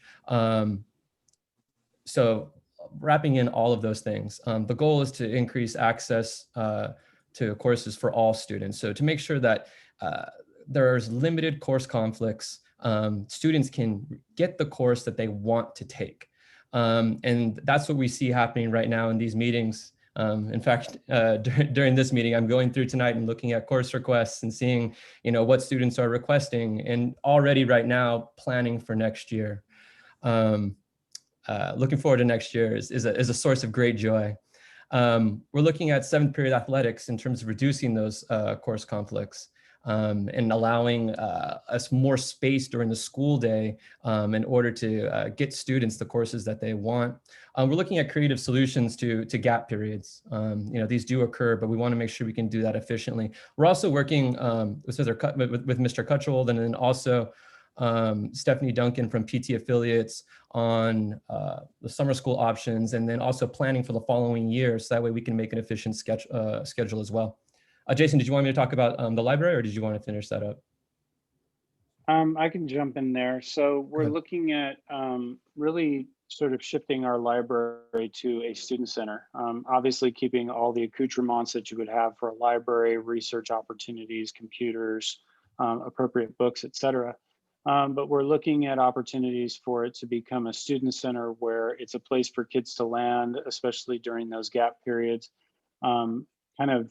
Kind of a home away from home, an opportunity for them to relax for a moment, to have a place that's quiet, that they can study. We're going to build in some study centers. And we're also expanding with the help of PTA, potentially 3 extra therapy rooms for our wellness center, so that when students do return, which we know they're going to be dealing with many issues, as we all are coming back from COVID, we're going to need space for them to really work out many of those issues. So we're excited about those opportunities. I did not sell Mr. Casey short. As my mom said, you always hire people smarter than you. That's why we got Dr. Lin. That's why we have Miss Foray. I'm the dumbest guy in the group because I'm smart enough to know that I should hire people smarter than me. So thanks to my mom on that one. Dr. Choi, feel free to go to the last slide. And this is a big thanks, especially to those of you who have been doing this work for years. I know that many of you have been pushing for a lot of the things that we're doing here. And we got there in no small part to every single person that's currently on my staff, as well as the former people on the high school staff. Everybody has wanted to do this in the best possible way. It is a very big lift. It is a challenge. It is an opportunity, but it is also something you have to do very carefully, because you do not want to create a program and destroy one that you already love. So we're doing this in a thoughtful way. We're taking a small but mighty step, and we feel like this is going to work out very well for us next year. It's going to provide a lot of opportunities for our community, and something for us to grow on. Thank you, Carlos and Jason, for sticking with us. Board members, at this time, do you have any comments or questions? First of all, Jason and Carlo, I really appreciate both of you effort and the time, because this has been the board member wish list for several years. So finally, we can almost conclude. Yeah, we are doing okay. Thank you so much. Thank you, Mr. Chang. I appreciate that. Go ahead, Mrs. Chen-Lin. I have a few questions. The first is, how will these specific classes will these classes help the largest amount of students be able to take them and transfer them for college credit? I'm not sure about the largest amount. So when they look at the courses that we asked to run, so we said ASL 1 and 2, those courses cap at 30. So we know that 30 students maximum can get in there, and they will not run unless we get 15. So potentially with ASL 1, we get 1 course. So that's 30 students. Those same 30 or an additional 30 could take ASL 2, depending on if they've taken 1 already, which many of our students have, because they have taken PCC courses prior to this. And kinesiology 1 as a load of 25 students, and 05 has a load of 35. So this is sort of our step into dual enrollment. Now, why would we do a stepped approach? Because we've looked at many other high schools who did a dive in on first and second year, and we're trying to run multiple courses, and most of them didn't run. And that's because students just didn't have either an interest or it was not really fitting with their schedule. So we're trying to find that sweet spot. We know that they've taken ASL before, so that's good. We know that we have a lot of families interested in a medical arts pathway. So we're trying to find our sweet spot without kind of blowing up the rest of the schedule. Because if we look at it, we're also trying to maintain some of the programs that we love, specifically our VAPA and our CTE programs, which are growing and getting stronger. We could, of course, take a look at other courses and potentially add them next year. But I think this is a solid first step to get us the maximum benefit without putting all of our eggs in a basket that eventually just falls apart. So a concern that I've been hearing from parents, sort of like the Caltech class that was super popular and so many students wanted to get in, and I believe there were over 200 applicants. I'm hearing that, parents are now concerned that with a cap of 30 students for the ASL, that is going to go so quick. What is the possibility of offering that to a larger number of students? The offering is based on the number of professors that PCC has who could possibly teach the course. So we could have 150 kids interested, which would be fantastic. But they might not have 5 professors willing to teach it. So it's not really based on how much interest we have solely. It's based on how much interest we have and also how many professors they can provide to teach the course. Now, if we get more of our teachers cleared to teach certain courses, we can obviously offer more dual enrollment through that. But that takes a little bit more time. We have to look at what credentials they have, what master's degrees they have, in what areas, and then they have to apply with PCC, get approved, and go through that process. So right now, really what we picked was the low-hanging fruit for the moment because we wanted to sort of proof of concept. We have people interested, even if they don't run, and we see that we have 30 kids that want to take ASL or even 60, that's great for us because what that tells us is this is viable. We just now need to find the professors. And perhaps we can get some people who are on our staff to a degree of efficacy that they could actually be a professor at the college level. Can I just ask a follow-up on that really quick? But let's say we do get, say, 60 kids that want to take the course, and we go to PCC and they have 2 instructors that are willing to do it. We would offer those 2 courses then, or are we limiting it to 1 course? Well, they would sign up through PCC. Right now, our agreement is with 1 course, and it's because they make agreements with multiple high schools as well as their own students. In terms of which courses they're going to offer. And they make those agreements based on a reasonable understanding that they should have enough professors, although I'm sure they overshoot just like everybody does to make sure they cover their bases. So at this point, it would be 1 section of 30 students, ASL 01 and 02. And I actually have a separate question regarding the expanded, I'm forgetting, with like the 3 extra therapy rooms. So I have heard from many of the high school students over the past few years that people don't go into that room. They don't want to be, seen or known as having an issue. Kids, they're in high school. And I mean, I don't know, I'm not there, much better. But I'm sure, it will be costly and things will have to happen in order to make 3 extra therapy rooms. And of course, we're saying kids are depressed and they will need that support. But I'm just wondering, is that the best way to do it? And are students really going to utilize that space that way? Or could it possibly be more effective to bring in, I'm so sorry, I'm forgetting her name. Shelley knows her well, and she started this past year. Tanya Al-Handi. Yes, and she seems incredible, and she seems to have lots of resources and books, and I imagine she has many colleagues. I wonder if, hosting, whether by Zoom or in person,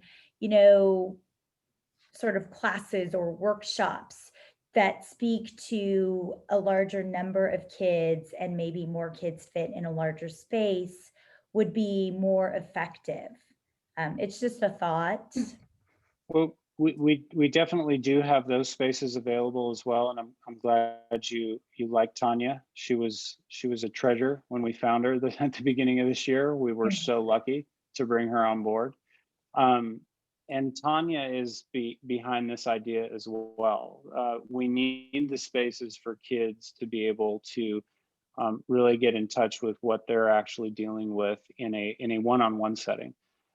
Students will sometimes share in groups, and we are working on that with our restorative justice. One of their techniques is circle, and we could talk about that at some other time. But what we really need is an opportunity for kids to understand what they're thinking and what they're feeling, and doing that in a one-on-one setting. The job of Carlos and myself and Ms. El-Hendi is to change the culture around mental health and wellness. And one of the ways that we do that is by demystifying it and not making it something that is embarrassing. We normalize it. It's no different really than if I were to, sprain my wrist tomorrow. If I'm feeling a certain way because of either what's happening in my life, or maybe it's nothing at all. Maybe I have some sort of a chemical imbalance and I need to address that as well. That is something that is no different than breaking an arm or breaking a leg. It is a physical ailment that we can address with some treatment, with some support, with people who have your back. But you can't do that in a vacuum. So it's our job to create a culture that says that this is normal. That going and speaking with your counselor or your friend or a person who has an insight that you can't find because you're too close to the problem is a good thing. And I think for the majority of our students, they would appreciate the opportunity to do that. Right now, the way that our wellness center is set up is there is no space for that. You cannot sit and talk in private with somebody. There are 2 large rooms and 1 office.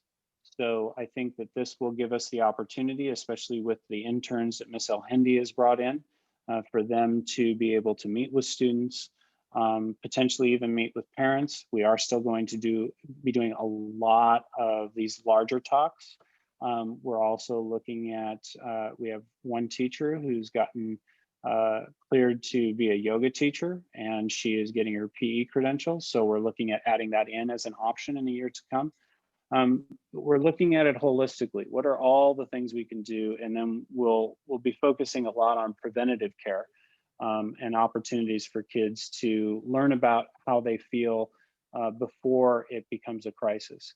And we're doing that by, of course, we've not restricted Miss El-Hendi in the least bit. We have told her immediately from the jump, go to the middle school, go to the elementary school, spread far and wide, because for me, and I've been preaching this since the middle school, if I can teach a kindergartner how to identify their feelings in a constructive way, then I don't need a wellness center when I'm at the high school.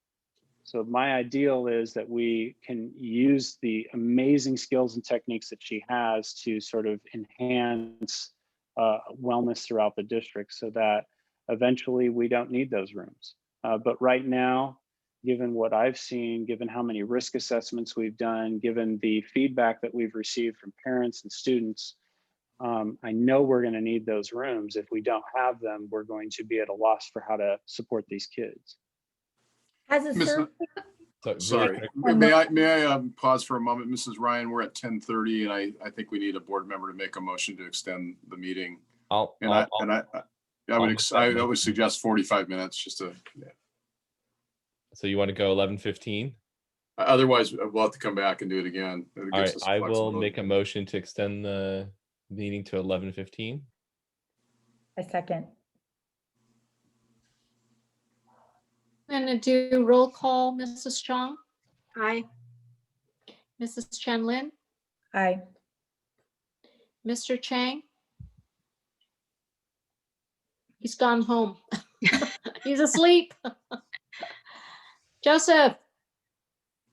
He says, I think he said aye. Okay, he said aye. Okay, thank you. Mr. Barbary, Aye. thank you for making the motion. Mrs. Ma- Ryan, aye. Jason, I don't want to cut you off. Did you have a question you were trying to answer, or? Ms. I'd also Chen like, Lin, to, I'm did you- sorry, may I make one more suggestion? Could we release the student board member if she needs to get to bed? Yes. And Bahini, Mr. go home, get some rest. And Bahini, Mr. bye. And Really Mr. Slim. Can I make Slim. one comment? Yeah. No, Do you have a Mr. comment Slim about- has to stay. He's, no. Vahini would like to make a comment, and also if you Okay. do need a note, you can miss first period. I'll write it for you. Oh, no, no worries. I actually enjoy going to math. But just a quick comment. Obviously, I don't know every student situation, but I feel like we need to spend more time trying to get teachers to understand how to build better relationships with students, possibly having Ms. Alhandy like coaching teachers to do that, and having her colleagues coach teachers to do that. Maybe that could obviate the necessity of having to build these therapy rooms at all. That's just a suggestion. But, Thank you. Thank you. Go to bed. Thank you. And we really appreciate that. As a matter of fact, before you guys let us talk, Carlos and I were texting back and forth about an MTSS program that we're working on with Miss Alhandy. She has a lot of experience in multi-tiered systems of support, and it starts with teachers. And she's very capable of building in some training, and we're going to help her do that beginning next year. Can I really quickly say that Vahini is one of the best students that I have, and that we're going to start on unit 2.5 tomorrow. thank you, Mr. Slim. If we're moving on from wellness, can I just say something real quick about the PCC? Yes. Okay, I didn't know if we were done with that.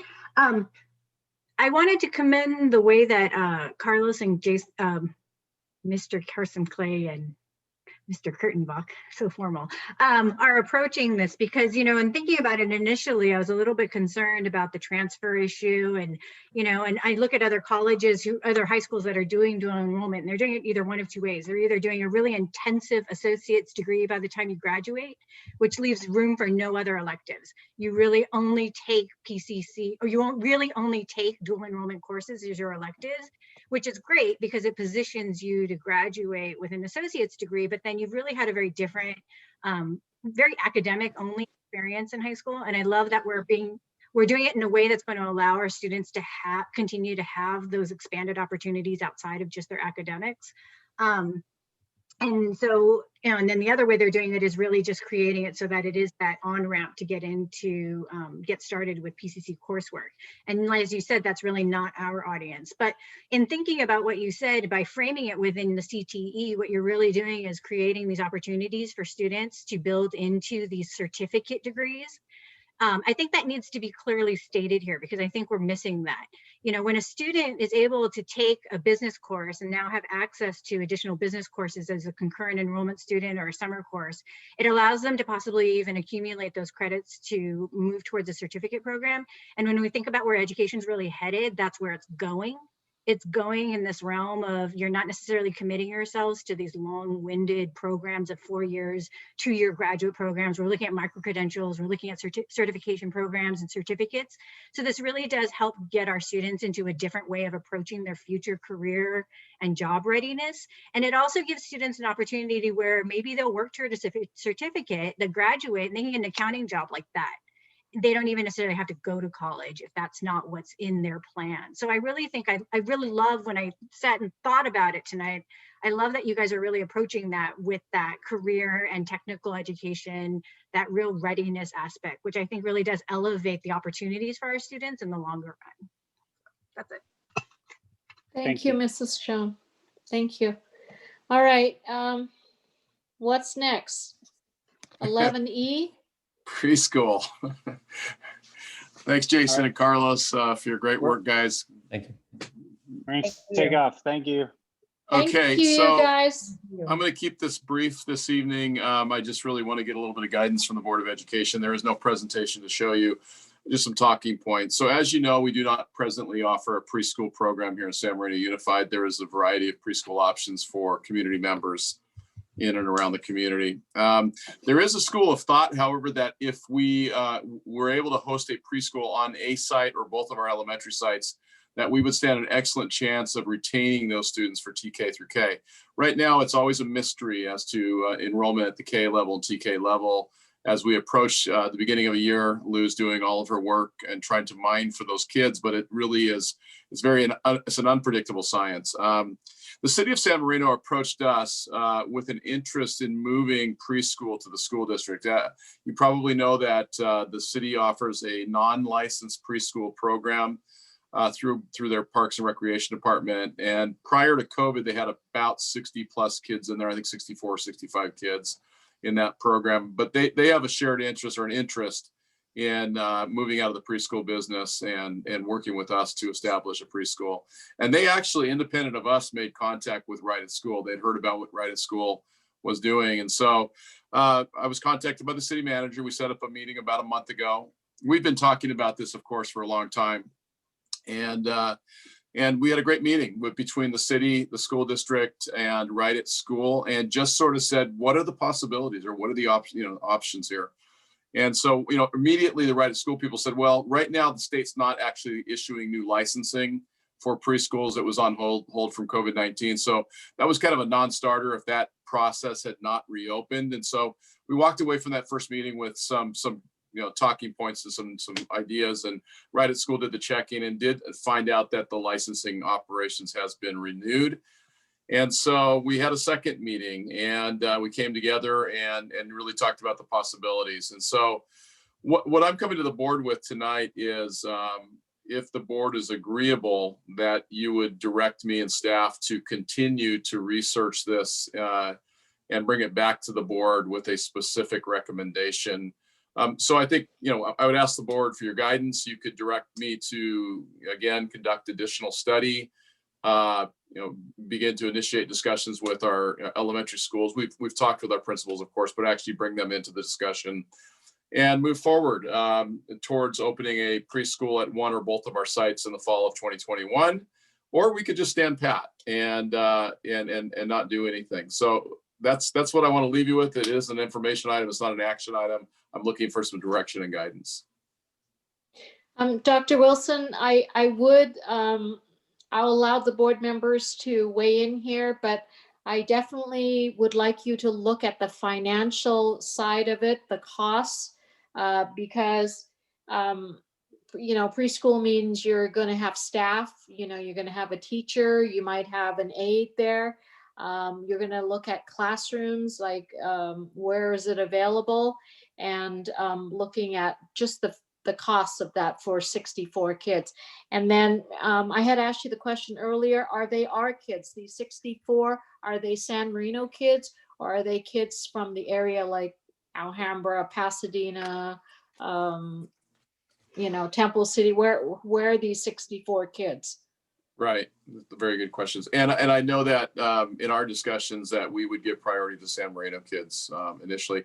And as far as cost goes, what I know of that right now is this, that Right at School absorbs the licensing, the insurance, all of the costs of staffing. We don't have anything to do with the staffing other than, making recommendations for people we might suggest. The only real cost that would come in, and we'll do more study on this, would be associated with setting that classroom or those two classrooms up.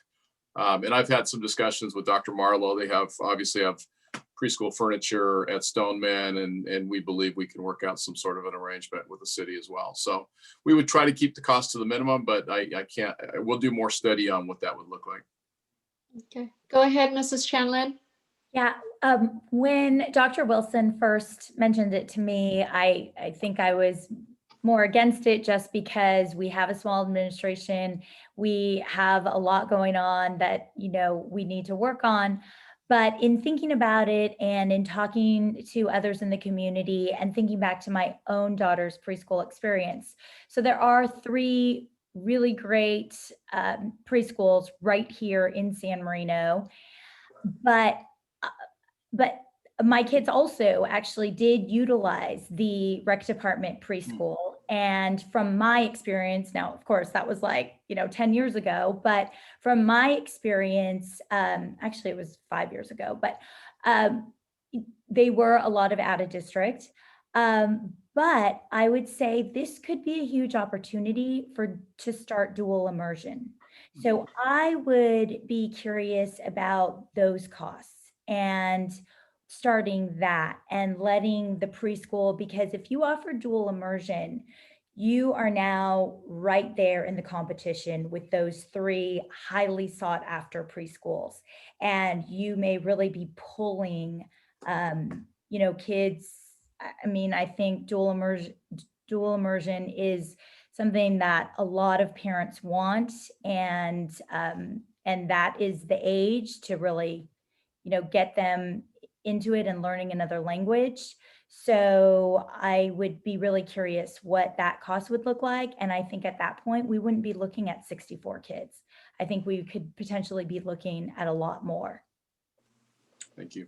Thank you, Mrs. Chenlin. Any other comments from the board, or go ahead, Mrs. Chung?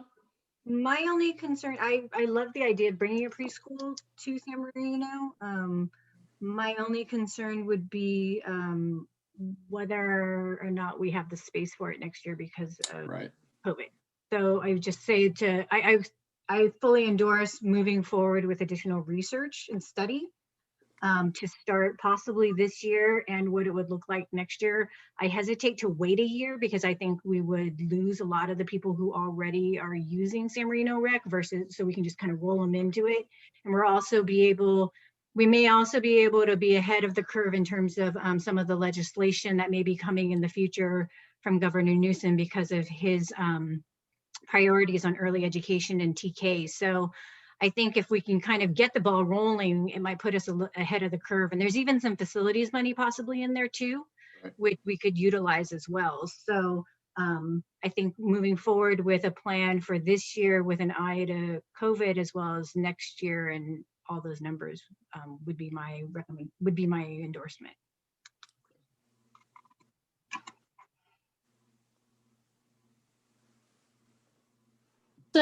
You have some directive now from 3 of the board members. Corey and Joseph, did you want to weigh in or just let Dr. Wilson bring the information back? No, I do. I think that I think partnering with Right at School is really the way to go here. And they based on your conversations and from what I've heard, that they really are a partner. So if there's an interest in doing some additional programs like Julie's suggesting to work with languages as well, I'm sure that they would be interested in exploring those too, especially if they got the numbers up. I obviously have concerns about the space and where we might put them. It's unfortunate that Stoneman, we couldn't take Stoneman over and use it, but it's certainly not a facility that's conducive really to putting a big preschool into. So again, I'm kind of on board with the idea. I want to see what it's going to cost and whether we're going to have space. We'll have to see. Next year is going to kind of be a wild card because how spaced out are we going to have to be? Do we get to go back? Is everybody vaccinated and we get to go back to 20 something kids in a classroom or not? But I think moving forward and continuing to talk to Right at School and figure out what we might, how we might do it. I like the Right at School model because it costs us so little. So my recommendation is to continue to do the research and let's see what it takes to move forward and bring it back. Great, thank you. Sherry, my only question, preschool, is that also counting for the ADA or they are not the ADA calculation for the revenue? Not ADA. Yeah, so mean that we need to collect a fee, right? Well, Right at School would do all that collection of fee. It would be a fee-based program.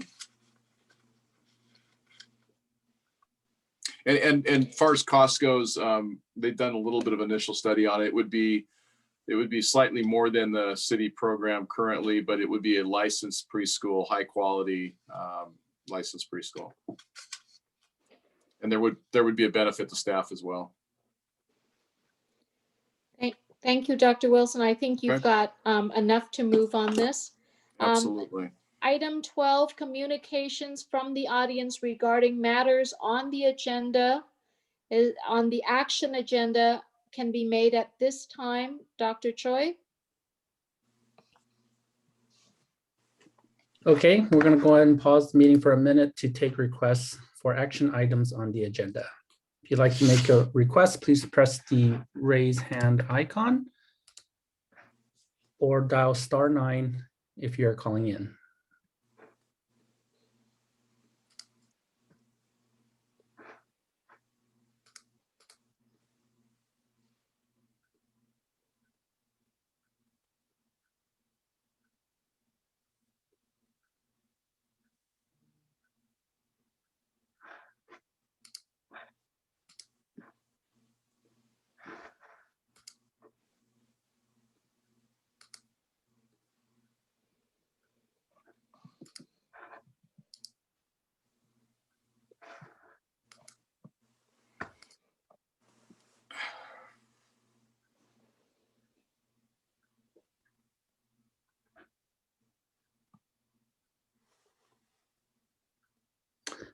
Okay, we have one request from Vivian Chan. Vivian, your line is open. Welcome, Vivian.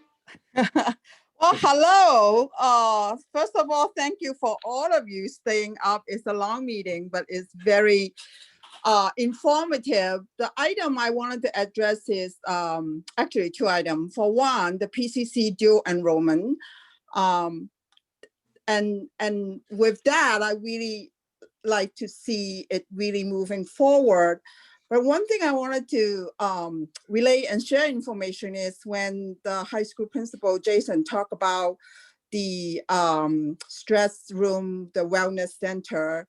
About by now, it's almost 5 years now. I hosted a delegation actually who visited with the PCC administrator and faculty in China with the Shanghai Trade School in Shanghai. And then at that time, then the interim president, superintendent, Dr. Miller is also at the visit. And actually that was the exchange between the two systems, from a very Eastern system in China to a very liberated system in America. And actually you are amazed, and I really watch and amazed how the two really work well. But one thing we discover with all the faculty and professor that is visiting on the delegation, at that high school, they actually have a wellness center similar. And you're talking about this is almost, when they have that, it's almost like 7 or 8 years ago that they put that into that high school. And that is really go back to what Jason mentioned about you need to make it more like a regular thing that you can go. It's not so much because you have a label that you are on some kind of a compromise. I think this is the part as a community on a whole, we should do better on that, is how to make the kids feel like this is not really a big problem, but it's almost like really everybody have a headache and this is where you're going to go and get some help and suggestion. I think that's the part we need to work on, is the mindset of our community about how to help the kids to better understand themselves and accept themselves in their own way. And go back to the kindergarten program, and actually that was the main mission for the very first Recreation Commission, which is almost 2 decades ago, to create the pre-K program, because at that time all the family with little kids are going somewhere else to get the pre-K program. So the very first task of the Recreation Commission is to create the pre-K program, and that's why it's almost come back to see if this is gonna be disciplined and really wanted the school district to look into that. You're talking about connecting family, and this is really, you have to connect them from the get-go and not wait until they go out and then you try to lure them in. Yeah. So thank you for all you do. It's a long agenda. Vivian, Vivian, thank you so much. Thank you so much for waiting up and calling in and giving us such great input. The communication section is regarding the action that's on the agenda. So I apologize that you didn't understand that. Oh, okay, that's fine. You guys have a good night. But thank you. I'm so glad you called in, Vivian. Thank you, Good Vivian. night. All right, it's a long night. Go home, you guys. Not yet. Okay, not yet. Sorry, guys. I try to break in. Dr. Choi, there was no other communication on the action agenda item, right? Correct, no other requests. Okay, so with that, 13 is an action item, and resolution of the Board of Education on the San Marino Unified School District appointing a community members as Measure E Parcel Tax Oversight Committee, Dr. Jeff Wilson. So let me ask you a question, Mrs. Ryan. Would you like me to read the resolution as it stands, or would the board be comfortable with just me moving into the elements? Board, what would you like? I think moving into the elements is fine. Yeah, I've read it. Okay. Everybody good with that? Okay, Corey's great. read. Okay. So- Mr. Chang, are you okay with that? Yeah, I'm okay. Yeah. Okay. We've worn everybody down enough, right? So let me start with the questions, I think. First of all, I appreciate the board input. I think we have a really solid document building here, and it really demonstrates to the community that we're serious about being transparent and accountable for how parcel tax Measure E, should it be approved, how the funds are spent, and then also seriously considering in the future, should the state and federal government change the way they fund schools, should, for instance, San Marino become a basic aid district, that a citizens oversight committee or task force could make that recommendation to the Board of Education to place an item on the ballot. So I think question number one would be, and I don't know the answer yet because there was a little bit of divide on this, should it be a task force which would be appointed by the superintendent with board recommendations, or should it be a board committee where the board makes recommendations to the committee and seats a committee based on some parameters that we set? And I want to thank Mr. Barbary for making this suggestion. If you look at Proposition 39 with bond oversight, which is, legal, you have to have a bond oversight committee seated within 60 days, that there's some parameters of who sits on that. For instance, one member shall be an active senior citizens in the senior citizens organization. One member has to be a bona fide taxpayer organization representative. You have to have a parent of a guardian of a child who's enrolled in the school district. And then you have to have a parent who's a guardian and is active in a parent-teacher organization. So under Prop 39, when you see the bond oversight committee, that's sort of the checklist you have to go. And also no employee or official of the district shall be appointed. So in that case, the superintendent, as Mr. Barbary and a board member, as Mr. Barbary acted with the FAC, we were there purely as advisory. So I think that's question number one that we should probably take on right now. Should it be a task force or a committee? I vote committee. I agree. So the committee, let me get clarification. The committee is being appointed by the superintendent, correct? The board. No, the committee is appointed by the board and in working with the superintendent, obviously. But what we would want to do is we'd want to commit. Now, we're not constrained by Proposition 39, but we might use that model on how we do this. But Prop 39 doesn't address the number, for instance, that's on the committee. The board could say, we should seat 10 members and at least one of those should be maybe from this category, that category, that category. And then we could take nominations from the board or Mrs. Ryan, I believe the board could be allocated, each board member could be allocated a person or something. But I think that's the process that we work out after we get to the resolution. My only concern is that if we're following board policy, we're really looking at board policy 1220 as our model, which really has only ever done committees and not task force. Okay.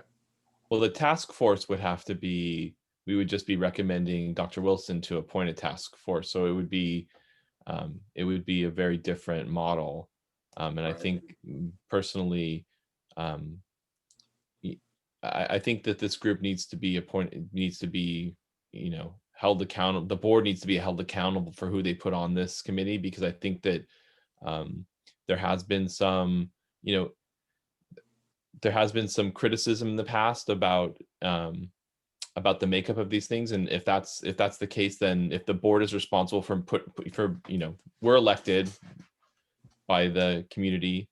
And so we should be held accountable for who we put on this, because it is oversight of a very important measure for the community. Correct. Mr. Chang or Mrs. Chanlin or anybody else want to weigh in on that? I saw your hand, Julie, but. Yeah, no, I absolutely agree with Corey, with Mr. Barbary. We should absolutely be held accountable, and I think it's really important. Great. Mrs. Ryan. All right. Okay, No, so I'm good with that, with the committee. I'm good with that.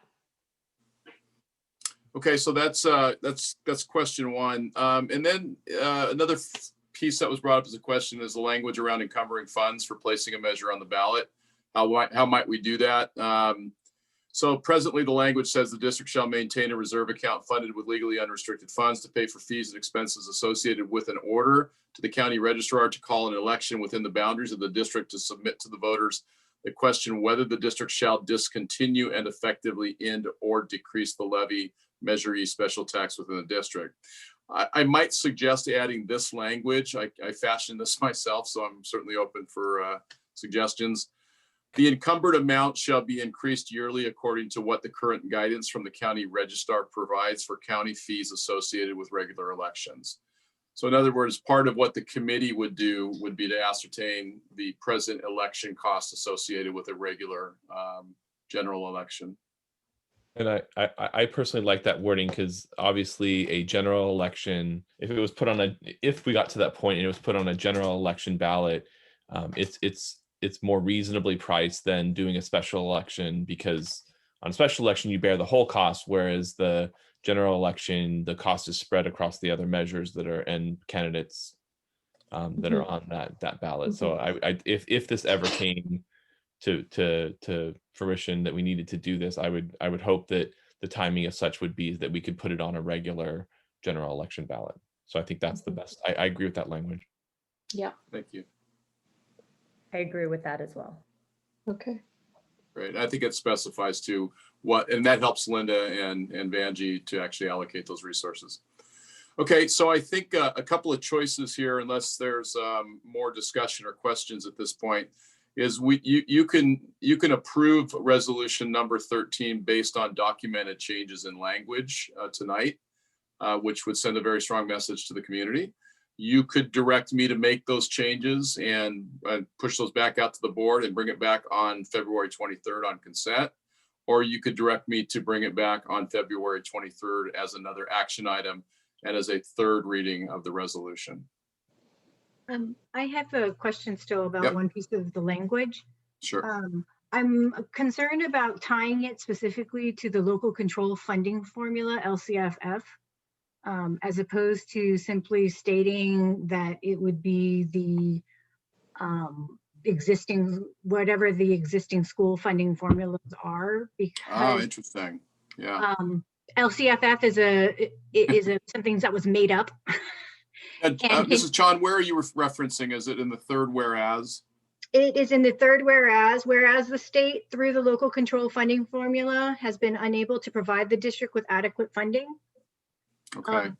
I hesitate to tie us specifically to something that's called LCFF, given that this is something in perpetuity, potentially. Yeah. Because if the LCFF becomes changed, because it is just a political name that was created, but that doesn't mean that the formula may stay the same, but the title can change. Yeah, So I you're would right rather on us, with that. I'd rather us back out of that specificity and just say Okay. something about, whereas the state through the existing state funding formulas has been unable to provide. Can I just comment on that? Because that's the way these resolutions are typically written. It's we're recognizing as of today where we are. And so we're saying, whereas all of these things, because the price won't be $968 later on either. And you know, I think really what the beginning of these is, what I see them is, we're making a decision based on these things that we recognize are true at this point. Which is Not fine. necessarily for a forever thing. But I would say on that note then that the federal government doesn't provide enough funding. Right. So I think it's general, the reality is we're not getting enough funding, not just because of local control funding formula, but because of the way we're funded in general. But on that, I would also say this isn't meant to be an exhaustive list either. Generally, the way these things are written, and you know, Linda, you probably know much better than any of us here. It's basically where we're saying because of all of these things right now, we feel that this is the best course of action.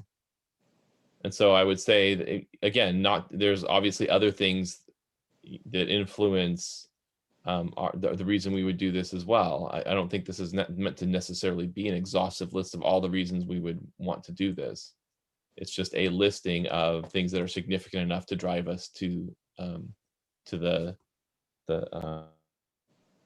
action. And theoretically, sorry about that. Theoretically, too, Mrs. Chan, the federal funding is categorical funding, and it does not impact the base revenue limit, which is really, when we talk about, you know, needing additional funding, it's always about the base for us because we get so little in concentration grant monies. Now, having said that, the federal government lack of fulfilling their obligation under the titles encroaches on our general fund. But I think I would tend to agree with what Mr. Barbary is saying here, because I think we would have the opportunity to adjust that. Now, however, if we simply struck through that statement and it read, whereas the state has been unable to provide the district with adequate funding to provide high quality learning program for all students, it essentially says the same thing. I think that's fine too. If Jane, you want to, you know, if you want to. Yeah, no, that works to just strike the whole plot, I think that makes sense to me. Not the whole clause, just the whereas the state through the local control funding formula, right. Just strike from through the LCFF bracket. You just go whereas the state has been unable to. I think that meets whatever we're all looking for. I agree. Okay, great. Anything else there, Mrs. Chan? I just had one question then. So we're not going to be laying out the committee recommendations. That's just going to be another part, right? That's correct. So, you know, again, if we address this like we would under a bond measure, you know, within 60 days of passage of the measure, I would propose that we sort of use that same time frame. Since we're not Dr. actually Wilson, asking, we are not taking out the LCFF, right? The state funding? No. Yeah, actually, the suggestion was we strike through the local control funding formula, because it doesn't substantively change the statement. It simply now would read, whereas the state has been unable to provide the district with adequate funding to provide a high quality learning program for all students. And so we would strike through the local control funding formula, because then it lives longer. And again, I don't anticipate, and I don't think any of us anticipate, the state suddenly changing course 180 degrees and fully funding our school district. I don't think so. Stay away. No. What are the local control funding formula is what we have control of as an LEA. So no, I don't think we should take that language out, because it's very specific to what we're addressing. We may be addressing different issues with our funding, whether it be special ed, federal, state, whether it's concentrated or base, it doesn't matter. I still think we need that language in there, because it's talking about adequate and inadequate funding for the high quality of learning programs. I think it's very specific, and until they change, I think this still protects the intent of what we're trying to do with Measure E. I think it's much more recognizable. What we're trying to do is to support this formula that doesn't give us enough funding. But this, good point. But this parcel tax predates the LCFF. This is the first time we introduced it was in 2009 when we were in a state of coming out of a recession. So I see the point that President Ryan is making, that is what is putting us here. But I'm just trying to think of the longevity of it and whether or not it boxes us in. So what if we took a stab at it this way, and it sort of finds middle ground, whereas the state through the current funding formula, is that strong enough for you, Mrs. Ryan, or does that still not hit that mark? So whereas the state through the current funding formula has been unable to provide the district with adequate funding. Okay, I can see that. I like the local control because it's you know, it's what we control to align the LCAP and all of the different other, because we moved away from categorical funding to this now, and it's I don't know. I really appreciate what you're saying, because you're right. When we went up and lobbied in Sacramento, our main source of lobbying when I was in Arcadia, my main source of argument was this LCFF is punitive to districts like Arcadia, San Marino, South Pass, La Cañada. It just is. There's an assumption built into that formula that's a flawed assumption, that you would have to raise local funds to be competitive. So I get that, and I understand your passion on that.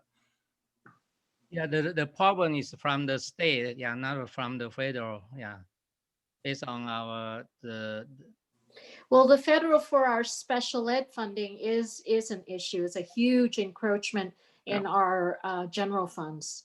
But we're only talking about this right now. Yeah. So does anybody know the answer to this question? Yeah, no, Jane, I am okay with it, with us striking it. It's not a deal breaker for me. I'm not wedded to it. I'm just really tired right now because I've been up since 6 a.m. And Jeff knows this. I've been up since 6 a.m. I haven't been sleeping well because I'm muddling over all this stuff. And now it's getting to be almost 11. It's after 11. So we've got 7 minutes. And, we're close. We're close. Yeah, I'll give you my set of twins for the local control funding for it. I mean, we can barter, but I'm okay. I'm okay with what you guys suggest, because I know that the intent, I know what the intent is. I just don't want to take too much language out so that when we come back to it, we'll go, what were we thinking? And then the next group or board members won't even know, like, what were they, trying to address here, or, it's just, yeah. So President Ryan, I have to say, I totally agree with, I've seen a billion resolutions from the beginning of time. Mr. Barbary is correct. The attorneys write them to really address what is currently happening. Having said that, I think a happy medium to make everybody happy would be to just take out the local control and say current funding formula, which actually is the LCFF, right? But it doesn't name it specifically. So if the LCFF changes to something else later on, it won't be confusing for a future board. I think that is absolutely the best, like, happy medium that we can arrive at. And it will still be legally sound and make sense. And then you can go home and go to bed. I am home. Oh, you are home. That's right. You can turn off Zoom and go to bed. Mr. Barbary, are you okay with that shift through the current funding formula? Absolutely. Great. Perfect. So if we can answer the final question, which is, what would you like me to do? I can make those changes as you've noted and bring it back on consent. You could approve it tonight with these changes noted, or we could bring it back full action item, reread the resolution on the 23rd. I would like to, I think we need to make a statement. I think this needs to be approved tonight. I would agree. Can you just maybe for the sake of clarity, go over very quickly what those changes exactly are? Sure. I can do it as a motion if you'd like. Oh, yeah, sure. Anybody who can do it fast. Is that okay for everybody? Go for it. I'm mindful that it's 11:08 and we have Yeah. 7 minutes. Do it, So, Mr. Barber. So I'd like to make a motion to approve this resolution with the following changes. In the third paragraph, whereas the state, and we will change it to read, through the current funding formula has been unable to provide blah, blah, blah. In the other sections through the document that talk about the two possible scenarios between this being a committee or a task force, we will choose the committee in every case. Okay. Is there any other options that are open in this document? The only other piece would be that additional language that you already indicated is good language for the encumbrance of the funds. Right. And so yeah, so in adding, Do you want me to read that back to you? Yes, please. Yes. Okay, so it would read at the tail end of that language about the reserve account, it would say, the encumbered amount shall be increased yearly according to what the current guidance from the county registrar provides for county fees associated with a regular general election. So I'd like to make a motion for those changes that I've noted, as well as the addition that Dr. Wilson has just read to us. Sorry, I'd like to second. I was just going to say, before we do that, have we had an attorney look over all of this? Yes. Thank you. All right, so I'm going to do roll call. Corey made the motion. I second it. So Mrs. Chong? Aye. Mrs. Chanlin?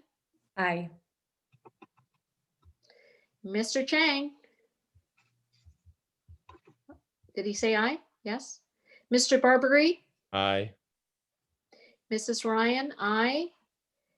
Without further discussion, the motion passes. Woo! Congratulations. All right. I'm looking at your cabinet, Dr. Wilson, and they're looking really tired. My discussion is good night. I'm hoping in item 14, you don't have any superintendent discussion items. I would just say thank you And so then much. You guys are awesome. My question to Dr. Choi later was there a closed session at the end? There isn't, right? Okay, No. good. I'm glad he didn't text me back. Okay. Mr. Joseph Chang is, we cannot hear him, but he's kind of waving his hands, so. Okay, go ahead, Mr. Chang. You know, I hope for the new year, so far, we are not really follow for our agenda, whatever we put, we need to honor, because some of our audience, they are not follow the rule. I think you should stop. Yeah.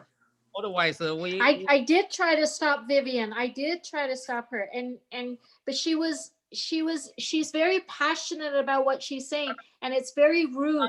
I just can't do it. Maybe you guys can help me do it. Well, I think Mr. Chang, what we're going to do as staff, we're going to really, I'm going to ask Dr. Choi to really stress that it's for the action, or it's for information, or it's for consent. So Dr. Choi, that's your directive. May I have the authority to mute? Yeah. I think it's fair enough to mute and just explain to the person while they're muted that they need to speak on the relevant section that they're in. And if they you can say, I'm going to unmute you again. If you have something to speak on the relevant topic being whatever we're talking about, you please go ahead. Otherwise, you need to direct your comments to the appropriate section of the agenda. We appreciate audience voice, but they need to follow the rule, agenda. Yep. Otherwise, it's kind of confusion. We are talking about a resolution, but they're still in the No, I'll do better, Mr. Chang, because Dr. Choi is going to help me I just couldn't do it. You know. You just they know gotta push the these button. people. They know Dr. Choi, you've been tagged as the Yeah. mean one. Yeah. I'm almost done. I'll come tuck you in. I'm not a Yeah. crack. Yeah, otherwise I stop. Yeah. Yeah. Mr. All right. Chang, they also all know where I live. I'm a little bit worried. They know where I live. I can't walk outside and then they're all waiting for me. As of today, I get a second shot. Oh, Yay, good job. Two minutes. all right. Hey, Okay. you guys, without further, I've got my gavel. Look, Yes. watch. Okay, the meeting's adjourned. Go to bed. Go to bed. Thank you. Good night, everybody. Good night, everyone. Thank you. Good night.